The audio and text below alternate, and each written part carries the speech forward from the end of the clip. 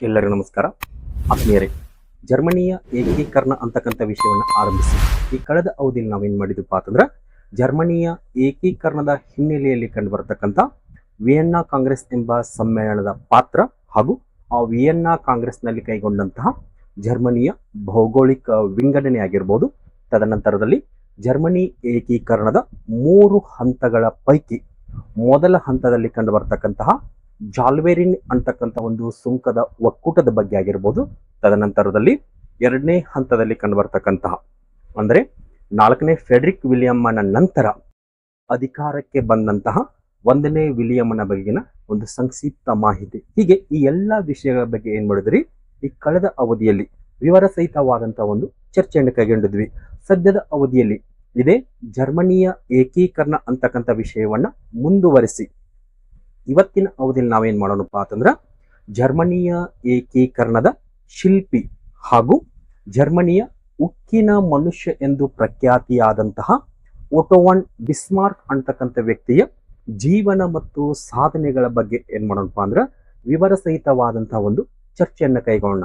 ಹಾಗಾದ್ರ ಆರಂಭದಲ್ಲಿ ಓಟೋ von Bismarck ಅಂತ ಬಂದಾಗ ಈತ 19ನೇ ಶತಮಾನದಲ್ಲಿ ಯುರೋಪ್ ಕಂಡಂತಹ ಒಬ್ಬ ಶ್ರೇಷ್ಠ ರಾಜಕಾರಣಿ ಅಂತ ಹೇಳ್ಬೋದು. ಶ್ರೇಷ್ಠ ರಾಜಕಾರಣಿ ಅಷ್ಟೇ ಅಲ್ಲದೆ ಇವನ ನೇತೃತ್ವದಲ್ಲಿ ಅಂದ್ರೆ 1815ರ ವಿಯೆನ್ನಾ ಕಾಂಗ್ರೆಸ್ನಲ್ಲಿ ಹರಿದು ಹಂಚಿ ಹೋದಂತಹ ಜರ್ಮನಿಯ ಭೂಭಾಗಗಳೆಲ್ಲವೂ ಏನಾಕವಪ್ಪ ಅಂತಂದ್ರೆ ಒಂದುಗೂಡ್ತಾವ ಅಂತ ಹೇಳ್ಬೋದು ಅಥವಾ ಏಕೀಕರಣಗೊಳ್ತಾವ ಅಂತ ಹೇಳ್ಬೋದು. ಹೀಗಾಗಿ ಬಿಸ್ಮಾರ್ಕನ ನೇತೃತ್ವದಲ್ಲಿಯೇ ಈ ಜರ್ಮನಿಯ ಏಕೀಕರಣ ಪೂರ್ತಿಗೊಂಡಿದ್ದರಿಂದಾಗಿ ಈ ಬಿಸ್ಮಾರ್ಕ್ನನ್ನ ನಾವು ಏನಂತ ಕರಿತೀವಪ್ಪ ಅಂತಂದ್ರೆ ಜರ್ಮನಿಯ ಏಕೀಕರಣದ ಶಿಲ್ಪಿ ಅಂತ ಕರಿತೀವಿ. ಹೀಗೆ ಜರ್ಮನಿಯ ಏಕೀಕರಣದ ಶಿಲ್ಪಿ ಎಂದು ಪ್ರಖ್ಯಾತಿಗೊಂಡಂತಹ ಬಿಸ್ಮಾರ್ಕನ ವ್ಯಕ್ತಿತ್ವವನ್ನು ನೋಡೋದಾದ್ರ ಈತ ಕೇವಲ ಒಬ್ಬ ಶ್ರೇಷ್ಠ ರಾಜಕಾರಣಿ ಅಷ್ಟೇ ಅಲ್ಲದೆ ಈತ ಒಬ್ಬ ದಕ್ಷ ಆಡಳಿತಗಾರನಾಗಿದ್ದಂತ ಯಾವ ಹಿನ್ನೆಲೆಯಲ್ಲಿ ಹೇಳ್ತೀವಪ್ಪ ಅಂತಂದ್ರ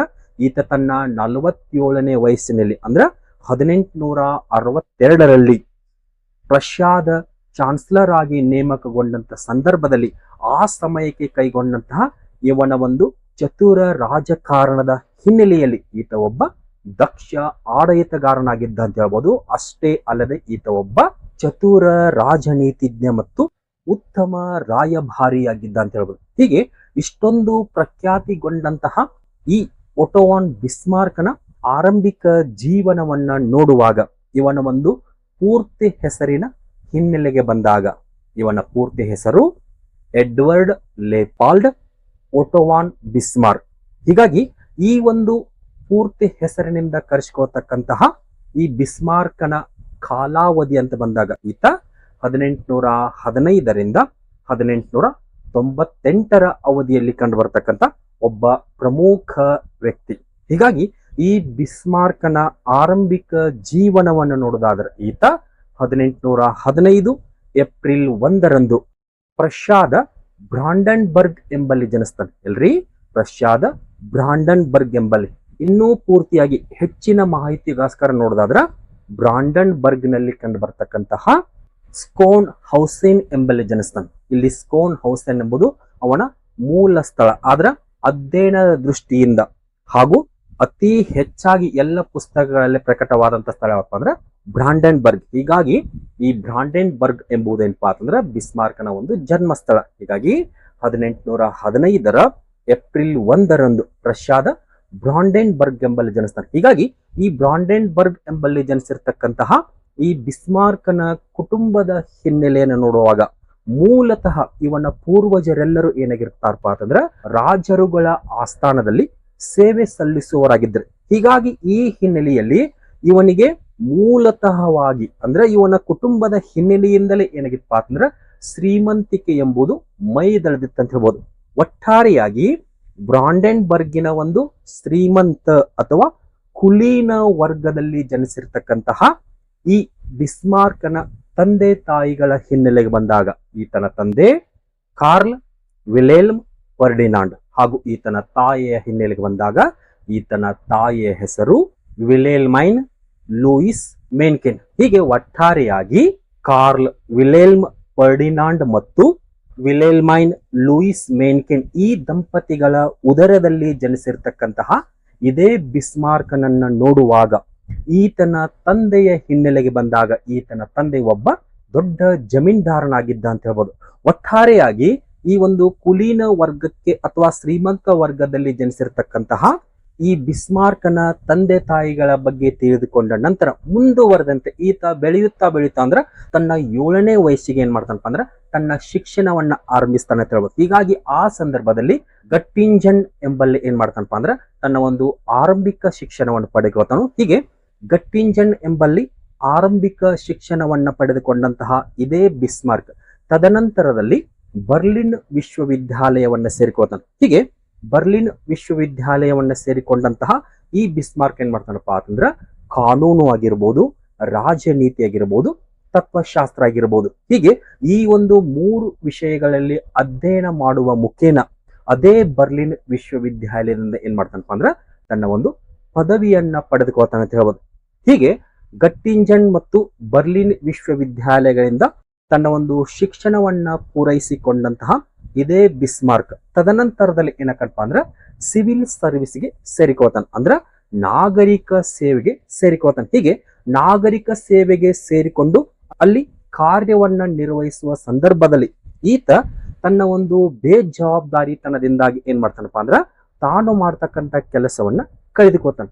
ಹೀಗೆ ನಾಗರಿಕ ಸೇವೆಗೆ ಸೇರಿಕೊಂಡು ಬೇಜವಾಬ್ದಾರಿತನದಿಂದ ತನ್ನ ಕೆಲಸವನ್ನ ಕಳೆದುಕೊಂಡಂತಹ ಇದೇ ಬಿಸ್ಮಾರ್ಕ್ ತದನಂತರದಲ್ಲಿ ರಾಜಕೀಯವನ್ನ ಪ್ರವೇಶಿಸುವ ಸಲುವಾಗಿ ಈತ ತನ್ನದೇ ಆದಂತಹ ಕನ್ಸರ್ವೇಟಿವ್ ಎಂಬ ಒಂದು ರಾಜಕೀಯ ಪಕ್ಷವನ್ನ ಸ್ಥಾಪನೆ ಮಾಡ್ತಾನೆ ಅರ್ರಿ ಬಿಸ್ಮಾರ್ಕ್. ಹೀಗೆ ನಾಗರಿಕ ಸೇವೆಯಿಂದ ಹೊರ ಬಂದಂತಹ ಬಿಸ್ಮಾರ್ಕ್ ಏನ್ ಮಾಡ್ತಾನಪ್ಪ ಅಂದ್ರ ರಾಜಕೀಯದಲ್ಲಿ ತನ್ನನ್ನ ತೊಡಗಿಸಿಕೊಳ್ಳುವ ಸಲುವಾಗಿ ಕನ್ಸರ್ವೇಟಿವ್ ಎಂಬ ಪಕ್ಷವನ್ನ ಸ್ಥಾಪನೆ ಮಾಡ್ತಾನು.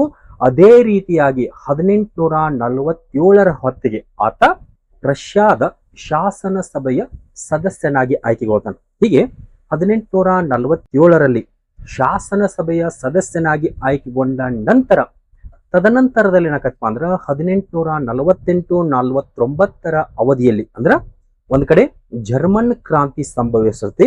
ಹೀಗೆ ಆ ಜರ್ಮನ್ ಕ್ರಾಂತಿ ಸಂಭವಿಸಿದ ಸಂದರ್ಭದಲ್ಲಿಯೇ ರಷ್ಯಾದ ಪರವಾಗಿ ಹೋರಾಟವನ್ನ ಕೈಗೊಂಡು ತಮ್ಮ ಎದುರಾಳಿಯಾದಂತಹ ಲಿಬರಲ್ ಪಕ್ಷದವರನ್ನ ಸೋಲಿಸ್ತಾನೆ. ಹೀಗೆ 1848-49ರಲ್ಲಿ ಲಿಬರಲ್ ಪಕ್ಷವನ್ನ ಸೋಲಿಸಿರ್ತಕ್ಕಂತಹ ಇದೇ ಬಿಸ್ಮಾರ್ಕ್ 1851ರಲ್ಲಿ ಫ್ರಾಂಕ್ಫರ್ಟ್ ಡಯಟ್ಗೆ ಆತ ರಷ್ಯಾದಿಂದ ಪ್ರತಿನಿಧಿಯಾಗಿ ಆಯ್ಕೆಗೊಳ್ತಾನೆ. ಹೀಗೆ 1851ರಲ್ಲಿ ಫ್ರಾಂಕ್ಫರ್ಟ್ ಡಯಟ್ಗೆ ಪ್ರತಿನಿಧಿಯಾಗಿ ಆಯ್ಕೆಗೊಂಡಂತಹ ಈತ ಸುಮಾರು 8 ವರ್ಷಗಳ ಕಾಲ ಅಂದ್ರ 1851ರಿಂದ 1859ರವರೆಗೆ ಆ ಫ್ರಾಂಕ್ಫರ್ಟ್ ಡಯಟ್ ಏನಕ್ಕಪ್ಪ ಅಂದ್ರ ರಷ್ಯಾದ ಪ್ರತಿನಿಧಿಯಾಗಿ ತನ್ನ ಒಂದು ಸೇವೆಯನ್ನ ಸಲ್ಲಿಸ್ತಾನೆ. ಹೀಗಾಗಿ ಆ ಸಂದರ್ಭದಲ್ಲಿ ಆತ ಏನ್ ಮಾಡ್ತಾನಪ್ಪ ಅಂತಂದ್ರ ಜರ್ಮನಿಯ ಅಥವಾ ರಷ್ಯಾದ ರಾಜಕೀಯದ ಬಗ್ಗೆ ಆಳವಾಗಿ ತಿಳಿದುಕೊಳ್ತಾನೆ. ಅಂದ್ರ ಅಲ್ಲಿ ಕಂಡು ಬರತಕ್ಕಂತಹ ರಾಜಕೀಯ ವ್ಯವಸ್ಥೆಯ ಬಗ್ಗೆ ಸಂಪೂರ್ಣವಾದಂತಹ ಒಂದು ಮಾಹಿತಿಯನ್ನು ಪಡೆದುಕೊಳ್ತಾನೆ. ಜೊತೆಗೆ ಅದೇ ಸಂದರ್ಭದಲ್ಲಿ ಜರ್ಮನಿಯ ಭೂಭಾಗಗಳ ಮೇಲೆ ಆಸ್ಟ್ರಿಯಾ ಮಾಡ್ತಕ್ಕಂತಹ ಒಂದು ದಬ್ಬಾಳಿಕೆಯನ್ನ ವಿರೋಧಿಸಿ ಆ ಆಸ್ಟ್ರಿಯಾದ ವಿರುದ್ಧ ಏನ್ ಮಾಡ್ತಾನಪ್ಪ ಅಂದ್ರ ತನ್ನ ಒಂದು ದ್ವೇಷವನ್ನ ಕಟ್ಟಿಕೊಳ್ತಾನೆ. ಹೀಗೆ ಒಟ್ಟಾರೆಯಾಗಿ 1851ರಿಂದ 1859ರವರೆಗೆ ಫ್ರಾಂಕ್ಫರ್ಟ್ ಡಯಟ್ನಲ್ಲಿ ರಷ್ಯಾದ ಪ್ರತಿನಿಧಿಯಾಗಿ ಸೇವೆ ಸಲ್ಲಿಸಿರ್ತಕ್ಕಂಥ ಇದೇ ವ್ಯಕ್ತಿ ತದನಂತರದಲ್ಲಿ ಅಂದ್ರ 1859ರಲ್ಲಿ ರಷ್ಯಾದ ಪರವಾಗಿ ರಷ್ಯಾದ ರಾಯಭಾರಿಯಾಗಿ ನೇಮಕಗೊಳ್ತಾನೆ. ಕನ್ಫ್ಯೂಸ್ ಆಗ್ಬೇಡ್ರಿ, ರಷ್ಯಾ ಬೇರೆ, ಪ್ರಷ್ಯಾ ಬೇರೆ, ಆಸ್ಟ್ರಿಯಾ ಬೇರೆ. ಇಲ್ಲಿ ಬಿಸ್ಮಾರ್ಕ್ ಎನ್ನುವನು ರಷ್ಯಾದ ವ್ಯಕ್ತಿ, ಅಂದ್ರ ಒಂದ್ ರೀತಿ ಜರ್ಮನಿಯ ವ್ಯಕ್ತಿ. ಹೀಗಾಗಿ ಈ ರಷ್ಯಾದ ಪಾರ್ಲಿಮೆಂಟಿನ ಡಯಟ್ಟಿನ ಸೇವೆಯಲ್ಲಿರ್ತಕ್ಕಂಥ ಇದೇ ವ್ಯಕ್ತಿ 1859ರಲ್ಲಿ ರಷ್ಯಾದ ರಾಯಭಾರಿಯಾಗಿ ಸೇವೆಯನ್ನ ಸಲ್ಲಿಸಲಿಕ್ಕೆ ಆರಂಭಿಸ್ತಾನೆ. ಅಂದ್ರೆ ಯಾವ ದೇಶದ ಪರವಾಗಿ? ರಷ್ಯಾದ ಪರವಾಗಿ ರಷ್ಯಾಕ್ಕೆ ತೆರಳಿ ಅಂದ್ರ ರಷ್ಯಾದ ಅಂಬಾಸಿಡರ್ ಅಥವಾ ರಾಯಭಾರಿಯಾಗಿ ಸೇವೆಯನ್ನ ಸಲ್ಲಿಸಲಿಕ್ಕೆ ಆರಂಭಿಸ್ತಾನು. ಹೀಗಾಗಿ ಆ ಸಂದರ್ಭದಲ್ಲಿ ರಷ್ಯಾದ ಜಾರ್ ದೊರೆಯಾದಂತಹ 1ನೇ ನಿಕೋಲಸ್ನೊಂದಿಗೆ ಒಂದು ಉತ್ತಮವಾದಂತಹ ಸಂಬಂಧವನ್ನ ಬೆಳೆಸಿಕೊಳ್ಳುವ ಮುಖೇನ ಆತನೊಂದಿಗೆ ಒಂದು ಗಟ್ಟಿತನದ ಮೈತ್ರಿಯನ್ನು ಬೆಳೆಸಿಕೋತಾನೆ. ಹೀಗೆ 1859ರಲ್ಲಿ ಪ್ರಷ್ಯಾದ ಪರವಾಗಿ ರಷ್ಯಾದ ರಾಯಭಾರಿಯಾಗಿ ಸೇವೆಯನ್ನ ಸಲ್ಲಿಸ್ತಕ್ಕಂತ ಇದೇ ವ್ಯಕ್ತಿ ತದನಂತರದಲ್ಲಿ ಏನಕ್ಕಂಪ ಅಂತಂದ್ರ 1862ರಲ್ಲಿ ಈತ ಫ್ರಾನ್ಸಿನ ರಾಯಭಾರಿಯಾಗಿ ನೇಮಕವಾತಾನೆ. ಆರಂಭದಲ್ಲಿ ರಷ್ಯಾದ ರಾಯಭಾರಿಯಾಗಿ ಸುಮಾರು 2 ವರ್ಷಗಳ ಕಾಲ ಸೇವೆಯನ್ನು ಸಲ್ಲಿಸ್ತಾನು. ಅದಾದ ನಂತರ ಅಂದ್ರೆ 1862ರಲ್ಲಿ ಈತ ಪುನಃ ಫ್ರಾನ್ಸ್ ದೇಶಕ್ಕೆ ಪ್ರಷ್ಯಾದ ಪರವಾಗಿ ರಾಯಭಾರಿಯಾಗಿ ನೇಮಕವಾತಾನೆ. ಹೀಗೆ ಫ್ರಾನ್ಸಿಗೆ ರಾಯಭಾರಿಯಾಗಿ ನೇಮಕಗೊಂಡಂತ ಈತ ಆ ಸಂದರ್ಭದಲ್ಲಿ ಫ್ರಾನ್ಸಿನ ರಾಜನಾದಂತಹ 3ನೇ ನೆಪೋಲಿಯನ್ನೊಂದಿಗೂ ಸಹ ತನ್ನ ಒಂದು ಉತ್ತಮವಾದಂತಹ ಒಂದು ಸಂಬಂಧವನ್ನು ಬೆಳೆಸ್ಕೊತಾನೆ. ಹೀಗೆ ಒಟ್ಟಾರೆಯಾಗಿ 1859ರಿಂದ 1862ರ ಅವಧಿಯಲ್ಲಿ ರಷ್ಯಾ ಮತ್ತು ಫ್ರಾನ್ಸ್ ದೇಶಗಳ ರಾಯಭಾರಿಯಾಗಿ ತನ್ನ ಕಾರ್ಯವನ್ನ ನಿರ್ವಹಿಸಿ ಪುನಃ ಪ್ರಷ್ಯಾಗೆ ವಾಪಸ್ಸು ಬಂದಂತಹ ಬಿಸ್ಮಾರ್ಕ್ನನ್ನ ಅದೇ ಸಂದರ್ಭದಲ್ಲಿ ಪ್ರಷ್ಯಾದ ರಾಜನಾಗಿ ಅಧಿಕಾರರೂಢನಾದಂತಹ 1ನೇ ವಿಲಿಯಂ ಏನ್ ಮಾಡ್ತಾನಪ್ಪ ಅಂತಂದ್ರ ಬಿಸ್ಮಾರ್ಕ್ನಲ್ಲಿ ಇರತಕ್ಕಂತಹ ಚತುರ ರಾಜನೀತಿ ಮತ್ತು ಅವನ ಉತ್ತಮ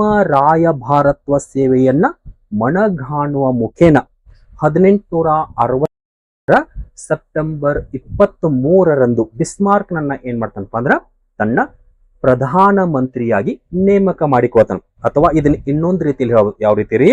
ರಷ್ಯಾ ಮತ್ತು ಫ್ರಾನ್ಸ್ನಲ್ಲಿ ರಾಯಭಾರಿಯಾಗಿ ಸೇವೆಯನ್ನ ಸಲ್ಲಿಸಿ ಪುನಃ ಸ್ವದೇಶಕ್ಕೆ ಅಂದ್ರ ಪ್ರಷ್ಯಾಗೆ ವಾಪಸ್ಸು ಬಂದಂತಹ ಬಿಸ್ಮಾರ್ಕ್ ಏನಕ್ಕಂಪ ಅಂತಂದ್ರ 1862 ಸೆಪ್ಟೆಂಬರ್ 23ರಂದು 1ನೇ ವಿಲಿಯಮ್ಮನ ಪ್ರಧಾನ ಮಂತ್ರಿಯಾಗಿ ನೇಮಕವಾಗ್ತಾನೆ ಅಥವಾ ಪ್ರಷ್ಯಾದ ಚಾನ್ಸಲರ್ ಆಗಿ ನೇಮಕವಾಗ್ತಾನೆ. ಹೀಗಾಗಿ ಆ ಸಂದರ್ಭದಲ್ಲಿ ಈ ಬಿಸ್ಮಾರ್ಕನಿಗೆ 47 ವರ್ಷ ವಯಸ್ಸಾಗಿರುತ್ತೆ. ಹೀಗೆ ತನ್ನ 47ನೇ ವಯಸ್ಸಿನಲ್ಲಿ 1ನೇ ವಿಲಿಯಮ್ಮನ ಅಥವಾ ಪ್ರಷ್ಯಾದ ಪ್ರಧಾನ ಮಂತ್ರಿಯಾಗಿ ನೇಮಕಗೊಂಡಂತ ಬಿಸ್ಮಾರ್ಕ್ ತದನಂತರದ ಅವಧಿಯಲ್ಲಿ ಏನ್ ಮಾಡ್ತಾನಪ್ಪ ಅಂತಂದ್ರ ಹರಿದು ಹಂಚಿ ಹೋದಂತಹ ಜರ್ಮನಿಯ ಭೂಭಾಗಗಳನ್ನ ಒಂದುಗೂಡಿಸಿ ಜರ್ಮನಿಯ ಏಕೀಕರಣವನ್ನ ಸಾಧಿಸುವ ಸಲುವಾಗಿ ಏನ್ ಮಾಡ್ತಾನಪ್ಪ ಅಂದ್ರ ತನ್ನ ಒಂದು ಅವಿರತವಾದಂತಹ ಒಂದು ಶ್ರಮ ಕೈಗೊಳ್ತಾನೆ. ಹೀಗಾಗಿ ಆ ಸಂದರ್ಭದಲ್ಲಿ ತನ್ನಲ್ಲಿ ಇರ್ತಕ್ಕಂಥ ಒಂದು ಮುಖ್ಯ ನೀತಿ ಯಾವಪ್ಪ ಅಂದ್ರೆ ಬ್ಲಡ್ ಅಂಡ್ ಐರನ್ ಪಾಲಿಸಿ ಅಂದ್ರ ರಕ್ತ ಮತ್ತು ಕಬ್ಬಿನ ನೀತಿಯನ್ನ ಅನುಸರಿಸುವ ಮುಖೇನ ಜರ್ಮನಿಯ ಏಕೀಕರಣವನ್ನ ಏನ್ ಮಾಡ್ತಾನಪ್ಪ ಅಂದ್ರ ಪೂರ್ತಿಗೊಳಿಸ್ತಾನೆ ಅಂತ ಹೇಳ್ಬೋದು. ಹೀಗೆ ಈ ರೀತಿಯಲ್ಲಿ ಬಿಸ್ಮಾರ್ಕನ ಆರಂಭಿಕ ಜೀವನವನ್ನ ನೋಡಿದ ನಂತರ 1862ರಲ್ಲಿ 1ನೇ ವಿಲಿಯಮ್ಮನ ಪ್ರಧಾನ ಮಂತ್ರಿ ಅಥವಾ ಪ್ರಷ್ಯಾದ ಚಾನ್ಸಲರ್ ಆಗಿ ನೇಮಕಗೊಂಡಂತಹ ಈ ಓಟೋವನ್ ಬಿಸ್ಮಾರ್ಕನಿಗೆ ಒಂದು ಬಯಕೆ ಇರುತ್ತೆ. ಏನಿರ್ತೈತಪ್ಪ ಅಂತಂದ್ರ ಪ್ರಷ್ಯಾದ ನೇತೃತ್ವದಲ್ಲಿಯೇ ಜರ್ಮನಿಯನ್ನ ಏಕೀಕರಣಗೊಳಿಸಬೇಕು. ಹೀಗಾಗಿ ಜರ್ಮನಿಯ ಏಕೀಕರಣ ಎಂದರೆ ಅದು ಕೇವಲ ಭಾಷಣಗಳಿಂದಾಗಲಿ ಬರಹಗಳಿಂದಾಗಲಿ ಅಥವಾ ಬಹುಮತದ ನಿರ್ಣಯಗಳಿಂದ ಸಾಧ್ಯವಿಲ್ಲ. ಅದೇನೇ ಇದ್ದರೂ ರಕ್ತವನ್ನ ಹರಿಸುವ ಮಾತ್ರ ಸಾಧ್ಯ ಅಂತ ಹೇಳ್ತಾನೆ. ಇಲ್ಲಿ ರಕ್ತವನ್ನ ಹರಿಸುವ ಮುಖೇನ ಅಂದ್ರ ಆತ ಸೈನಿಕ ಬಲವನ್ನ ಉಪಯೋಗಿಸುವ ಮುಖೇನ ನಾವು ಏನನ್ನ ಸಾಧಿಸಬಹುದು ಅಂತ ಹೇಳ್ತಾನ್ರಿ. ನಾವು ಜರ್ಮನಿಯ ಏಕೀಕರಣವನ್ನ ಸಾಧಿಸಬಹುದೆಂದು ಫ್ರಾಂಕ್ಫರ್ಟ್ ಡಯಟಲ್ಲಿ ಏನ್ ಮಾಡ್ತಾನಪ್ಪ ಅಂದ್ರ ಗುಡುಗ್ತಾನೆ ಅಂತ ಹೇಳ್ಬೋದು. ಹೀಗಾಗಿ ಜರ್ಮನಿಯ ಏಕೀಕರಣವನ್ನ ಸಾಧಿಸಬೇಕಂದ್ರ ನಾವು ಏನನ್ನ ಬಳಸಬೇಕು? ಸೈನಿಕ ಬಲವನ್ನ ಅಂದ್ರ ರಕ್ತ ಮತ್ತು ಕಬ್ಬಿನ ನೀತಿಯನ್ನ ಅನುಸರಿಸಿದ್ದೇ ಆದ್ರ ನಾವು ಜರ್ಮನಿಯ ಏಕೀಕರಣವನ್ನ ಸಾಧಿಸಬಹುದು. ಜೊತೆಗೆ ಮೂಲತಃ ಜರ್ಮನಿ ಏಕೀಕರಣವನ್ನ ನಾವು ಪೂರ್ತಿಗೊಳಿಸಬೇಕಾದ್ರ ನಾವು ಜರ್ಮನಿಯಲ್ಲಿ ಇರತಕ್ಕಂತ ಆಸ್ಟ್ರಿಯಾವನ್ನ ಹೊರಗಟ್ಟಬೇಕಂತ ಹೇಳ್ತಾನೆ. ಹೀಗಾಗಿ ಈ ರೀತಿಯಾದಂತಹ ಒಂದು ನೀತಿ ಮತ್ತು ಉತ್ಕಟ ಬಯಕೆಯನ್ನ ಹೊಂದಿರತಕ್ಕಂತಹ ಬಿಸ್ಮಾರ್ಕ್ ಏನ್ ಮಾಡ್ತಾನಪ್ಪ ಅಂತಂದ್ರ ಪ್ರಷ್ಯಾದ ನೇತೃತ್ವದಲ್ಲಿಯೇ ಜರ್ಮನಿಯ ಏಕೀಕರಣವನ್ನ ಸಾಧಿಸುವ ಸಲುವಾಗಿ ಆರಂಭದಲ್ಲಿ ಪ್ರಷ್ಯಾವನ್ನ ಸೈನಿಕವಾಗಿ ಬಲಿಷ್ಠಗೊಳಿಸಲಿಕ್ಕೆ ಪ್ರಯತ್ನ ಪಡ್ತಾನೆ. ಹೀಗಾಗಿ ಈ ಸಂದರ್ಭದಲ್ಲಿ 1ನೇ ವಿಲಿಯಮ್ಮನ ಪ್ರಧಾನಮಂತ್ರಿ ಅಥವಾ ಚಾನ್ಸಲರ್ ಆಗಿ ನೇಮಕಗೊಂಡಂತಹ ಓಟೋವಾನ್ ಬಿಸ್ಮಾರ್ಕ್ ಏನ್ ಮಾಡ್ತಾನಪ್ಪ ಅಂದ್ರ ಸೈನ್ಯದ ಪುನರ್ ಸಂಘಟನೆಗೆ ಸಜ್ಜಕಾನ್. ಹೀಗಾಗಿ ಆ ಸಂದರ್ಭದಲ್ಲಿ ಪ್ರಷ್ಯಾದ ಸೈನ್ಯದಿಂದಲೇ ಜರ್ಮನಿ ಏಕೀಕರಣವನ್ನ ಸಾಧಿಸುವ ಸಲುವಾಗಿ ಆತ ಏನ್ ಮಾಡ್ತಾನಪ್ಪ ಅಂದ್ರ ಪ್ರಷ್ಯಾದ ಸೈನ್ಯದ ಪುನರ್ ಸಂಘಟನೆಗಾಗಿ ಫ್ರಾಂಕ್ಫರ್ಟ್ ಡಯಟಿನ ಒಂದು ಅನುಮತಿಯನ್ನು ಕೇಳ್ತಾನೆ. ಕಾರಣ ಏನಪ್ಪಾ ಅಂದ್ರ ಸೈನ್ಯವನ್ನ ಪುನರ್ ಸಂಘಟಿಸಬೇಕಂದ್ರ ಅಲ್ಲಿ ಹಣಕಾಸಿನ ಅವಶ್ಯಕತೆ ಇದೆ. ಹೀಗಾಗಿ ಈ ಹಿನ್ನೆಲೆಯಲ್ಲಿ ತನ್ನ ಸೈನ್ಯವನ್ನ ಪುನರ್ ಸಂಘಟಿಸುವ ಸಲುವಾಗಿ ಫ್ರಾಂಕ್ಫರ್ಟ್ ಡಯಟಿನ ಅನುಮತಿಯನ್ನ ಕೇಳಲಿಕ್ಕೆ ಹೋದಾಗ ಈ ಬಿಸ್ಮಾರ್ಕನ ಅನುಮತಿಯನ್ನ ಫ್ರಾಂಕ್ಫರ್ಟ್ ಡಯಟ್ ಏನ್ ಮಾಡತ್ತಪ್ಪ ಅಂದ್ರೆ ತಿರಸ್ಕಾರ ಮಾಡೋದು. ನಾವು ಯಾವುದೇ ಕಾರಣಕ್ಕೂ ಹಣಕಾಸಿನ ನೆರವಾಗಲಿ ಅಥವಾ ಸೈನ್ಯದ ಪುನರ್ ಸಂಘಟನೆಗೆ ಒಪ್ಪಿಕೊಳ್ಳಲ್ಲ ಅಂತೇಳಿ ಬಿಸ್ಮಾರ್ಕನ ಒಂದು ಅಭಿಪ್ರಾಯವನ್ನ ತಿರಸ್ಕಾರ ಮಾಡುತ್ತೆ. ಆದ್ರೆ ಮತ್ತೊಂದು ಕಡೆ ಅದೇ ಸಮಯದಲ್ಲಿ ಪ್ರಷ್ಯಾದ ರಾಜನಾಗಿರ್ತಕ್ಕಂಥ 1ನೇ ವಿಲಿಯಂ ಈತನಿಗೆ ತನ್ನ ಬೆಂಬಲವನ್ನ ಸೂಚಿಸ್ತಾನೆ. ಹೀಗೆ ಒಂದ್ ಕಡೆ ಫ್ರಾಂಕ್ಫರ್ಟ್ ಡಯಟಿನ ತಿರಸ್ಕಾರ ಕಂಡು ಬಂದರೂ ಕೂಡ ಮತ್ತೊಂದು ಕಡೆ 1ನೇ ವಿಲಿಯಂನ ಒಂದು ಬೆಂಬಲ ಈ ಬಿಸ್ಮಾರ್ಕನಿಗೆ ದೊರೆತಿರ್ತದೆ.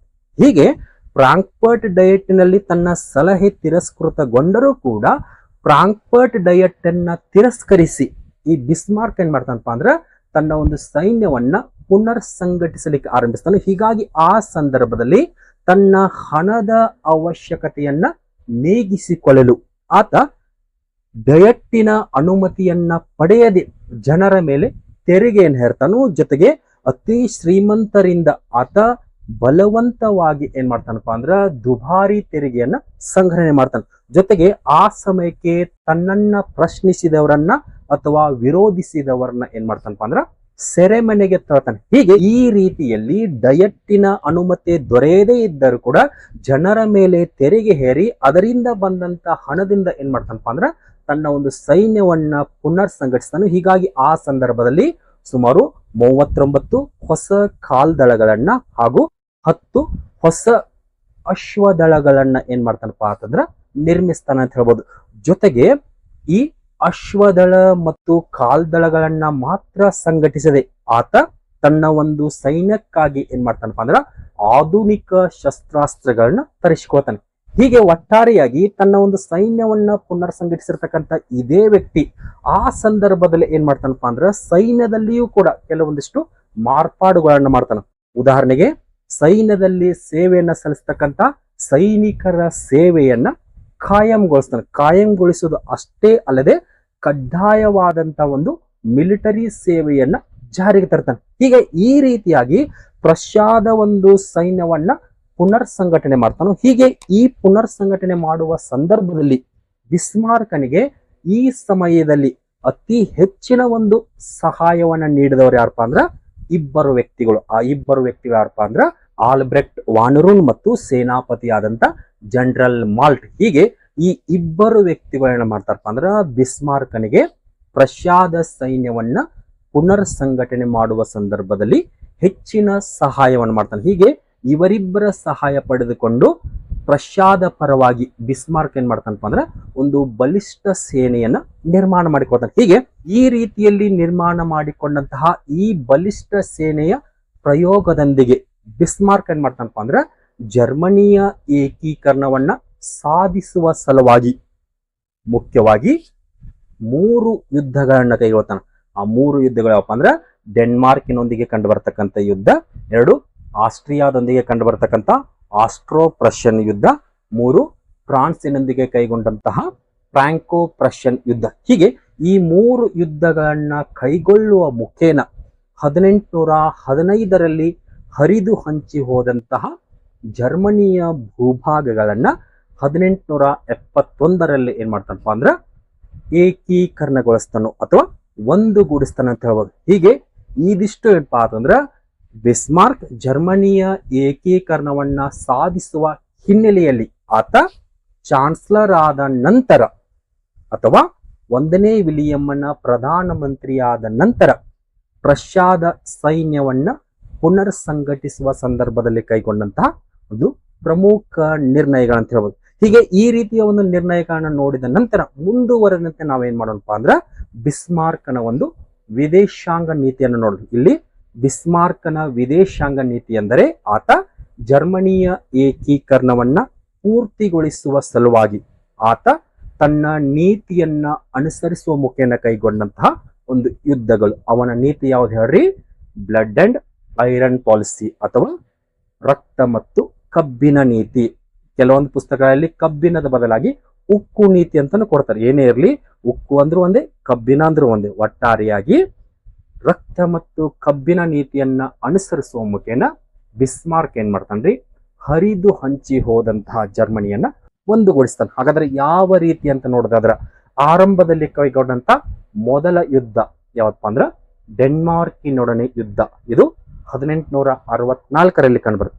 ಹಾಗಾದ್ರೆ 1864ರಲ್ಲಿ ಡೆನ್ಮಾರ್ಕಿನೊಂದಿಗೆ ಬಿಸ್ಮಾರ್ಕ್ ಈ ಯುದ್ಧವನ್ನು ಯಾಕೆ ಕೈಗೊಳ್ತಾನಪ್ಪ ಅಂತಂದ್ರ ಜರ್ಮನಿಗೆ ಸಂಬಂಧಿಸಿದ ಎರಡು ಮುಖ್ಯ ಪ್ರದೇಶಗಳು ಯಾವಪ್ಪ ಅಂದ್ರ ಶೆಲ್ಸ್ವಿಗ್ ಮತ್ತು ಹೋಲ್ಸ್ಟೈನ್. ಈ ಎರಡು ಪ್ರದೇಶಗಳು ಯಾರ ನಿಯಂತ್ರಣದಲ್ಲಿ ಇರ್ತಾವಪ್ಪ ಅಂದ್ರ ಡೆನ್ಮಾರ್ಕಿನ ನಿಯಂತ್ರಣದಲ್ಲಿರ್ತಾವ. ಅಂದ್ರ ಬಿಸ್ಮಾರ್ಕ್ ರಷ್ಯಾದಲ್ಲಿ ಚಾನ್ಸಲರ್ ಆಗೋಕ್ಕಿಂತ ಮುಂಚೆ ಅಂದ್ರ ಸರಿಸುಮಾರು ಶತಮಾನಗಳಿಂದಲೂ ಒಂದ್ ರೀತಿ ಡೆನ್ಮಾರ್ಕಿನಲ್ಲಿ ಇರ್ತಕ್ಕಂತಹ 7ನೇ ಫ್ರೆಡರಿಕ್ಕನ ಕಾಲಾವಧಿಯಲ್ಲಿ ಈ ಶೆಲ್ಸ್ವಿಗ್ ಮತ್ತು ಹೋಲ್ಸ್ಟೈನ್ಗಳು ಏನಾಗಿರ್ತಾವ್ರಿ, ಡೆನ್ಮಾರ್ಕಿನ ನಿಯಂತ್ರಣಕ್ಕೆ ಬಂದಿರ್ತಾವ. ತದನಂತರದಲ್ಲಿ ಡೆನ್ಮಾರ್ಕಿನಲ್ಲಿ ಇರ್ತಕ್ಕಂತಹ 7ನೇ ಫ್ರೆಡರಿಕ್ ಮರಣವನ್ನಪ್ಪಿದ ನಂತರ ಆ ಸಮಯಕ್ಕೆ ಆತನ ಮಗನಾಗಿರ್ತಕ್ಕಂತಹ 9ನೇ ಕ್ರಿಶ್ಚಿಯನ್ ಈತ ಡೆನ್ಮಾರ್ಕಿನಲ್ಲಿ ಅಧಿಕಾರಕ್ಕೆ ಬಂದಿರ್ತಾನೆ. ಹೀಗೆ ಡೆನ್ಮಾರ್ಕಿನಲ್ಲಿ ಅಧಿಕಾರಕ್ಕೆ ಬಂದಂತಹ ಈ 9ನೇ ಕ್ರಿಶ್ಚಿಯನ್ ಏನ್ ಮಾಡ್ತಾನಪ್ಪ ಅಂದ್ರ ತಮ್ಮ ಅಧೀನದಲ್ಲಿ ಇರ್ತಕ್ಕಂತಹ ಶೆಲ್ಸ್ವಿಗ್ ಮತ್ತು ಹೋಲ್ಸ್ಟೈನ್ ಪ್ರದೇಶಗಳನ್ನ ಡೆನ್ಮಾರ್ಕಿನಲ್ಲಿ ವಿಲೀನೀಕರಣಗೊಳಿಸಲಿಕ್ಕೆ ಪ್ರಯತ್ನ ಪಡ್ತಾನೆ. ಈ ಹಿನ್ನೆಲೆಯಲ್ಲಿ ಈ ಬಿಸ್ಮಾರ್ಕ್ ಡೆನ್ಮಾರ್ಕಿನೊಂದಿಗೆ ಈ ಯುದ್ಧವನ್ನ ಕೈಗೊಂಡ ಅಂತ ಹೇಳ್ಬೋದು. ಅಥವಾ ಇದನ್ನ ಸಿಂಪಲ್ ಆಗಿ ಒಂದೇ ಲೈನ್ನಲ್ಲಿ ಡೆನ್ಮಾರ್ಕಿನೊಂದಿಗೆ ಯುದ್ಧ ನಡೆಯಲಿಕ್ಕೆ ನೇರ ಕಾರಣ ಏನಪ್ಪಾ ಅಂತಂದ್ರ ಲಂಡನ್ ಒಪ್ಪಂದದ ಉಲ್ಲಂಘನೆ. ಹಾಗಾದ್ರೆ ಇಲ್ಲಿ ಲಂಡನ್ ಒಪ್ಪಂದದ ಉಲ್ಲಂಘನೆ ಯಾವ ರೀತಿ ಅಥವಾ ಲಂಡನ್ ಒಪ್ಪಂದ ಎಂದರೇನು ಎಂಬುದರ ಹಿನ್ನೆಲೆಯನ್ನು ನೋಡೋದಾದ್ರ ಈ ಮುಂಚೆ ನಾವು ಚರ್ಚೆ ಮಾಡಿದಂತೆ ಜರ್ಮನಿಯ ಎರಡು ಪ್ರದೇಶಗಳು ಯಾವ್ರಿ, ಶೆಲ್ಸ್ವಿಗ್ ಮತ್ತು ಹೋಲ್ಸ್ಟೈನ್. ಈ ಪ್ರದೇಶಗಳು ಈಗ ಯಾರ ಅಧೀನದಲ್ಲಿದಾವ್ರಿ, ಡೆನ್ಮಾರ್ಕಿನ ಅಧೀನದಲ್ಲಿದಾವ್. ಹಾಗಾದ್ರೆ ಡೆನ್ಮಾರ್ಕಿನ ಅಧೀನದಲ್ಲಿ ಇರುವಾಗ ಈ ಸಮಯಕ್ಕೆ ಡೆನ್ಮಾರ್ಕಿನ ರಾಜ ಯಾರ್ರಿ, 9ನೇ ಕ್ರಿಶ್ಚಿಯನ್. ಯಾರ ನಂತರ ಅಧಿಕಾರಕ್ಕೆ ಬಂದನ್ರಿ, 7ನೇ ಫ್ರೆಡರಿಕ್ಕನ ನಂತರ ಬಂದನ್. ಹಾಗಾದ್ರೆ 7ನೇ ಫ್ರೆಡರಿಕ್ಕನ ನಂತರ ಅಧಿಕಾರಕ್ಕೆ ಬಂದಂತಹ 9ನೇ ಕ್ರಿಶ್ಚಿಯನ್ ಈತ ಏನ್ ಮಾಡ್ತಾನ್ರಿ, ಶೆಲ್ಸ್ವಿಗ್ ಮತ್ತು ಹೋಲ್ಸ್ಟೈನ್ ಪ್ರದೇಶಗಳನ್ನ ಡೆನ್ಮಾರ್ಕಿನಲ್ಲಿ ವಿಲೀನಗೊಳಿಸಲಿಕ್ಕೆ ಪ್ರಯತ್ನ ಪಡ್ತಾನೆ.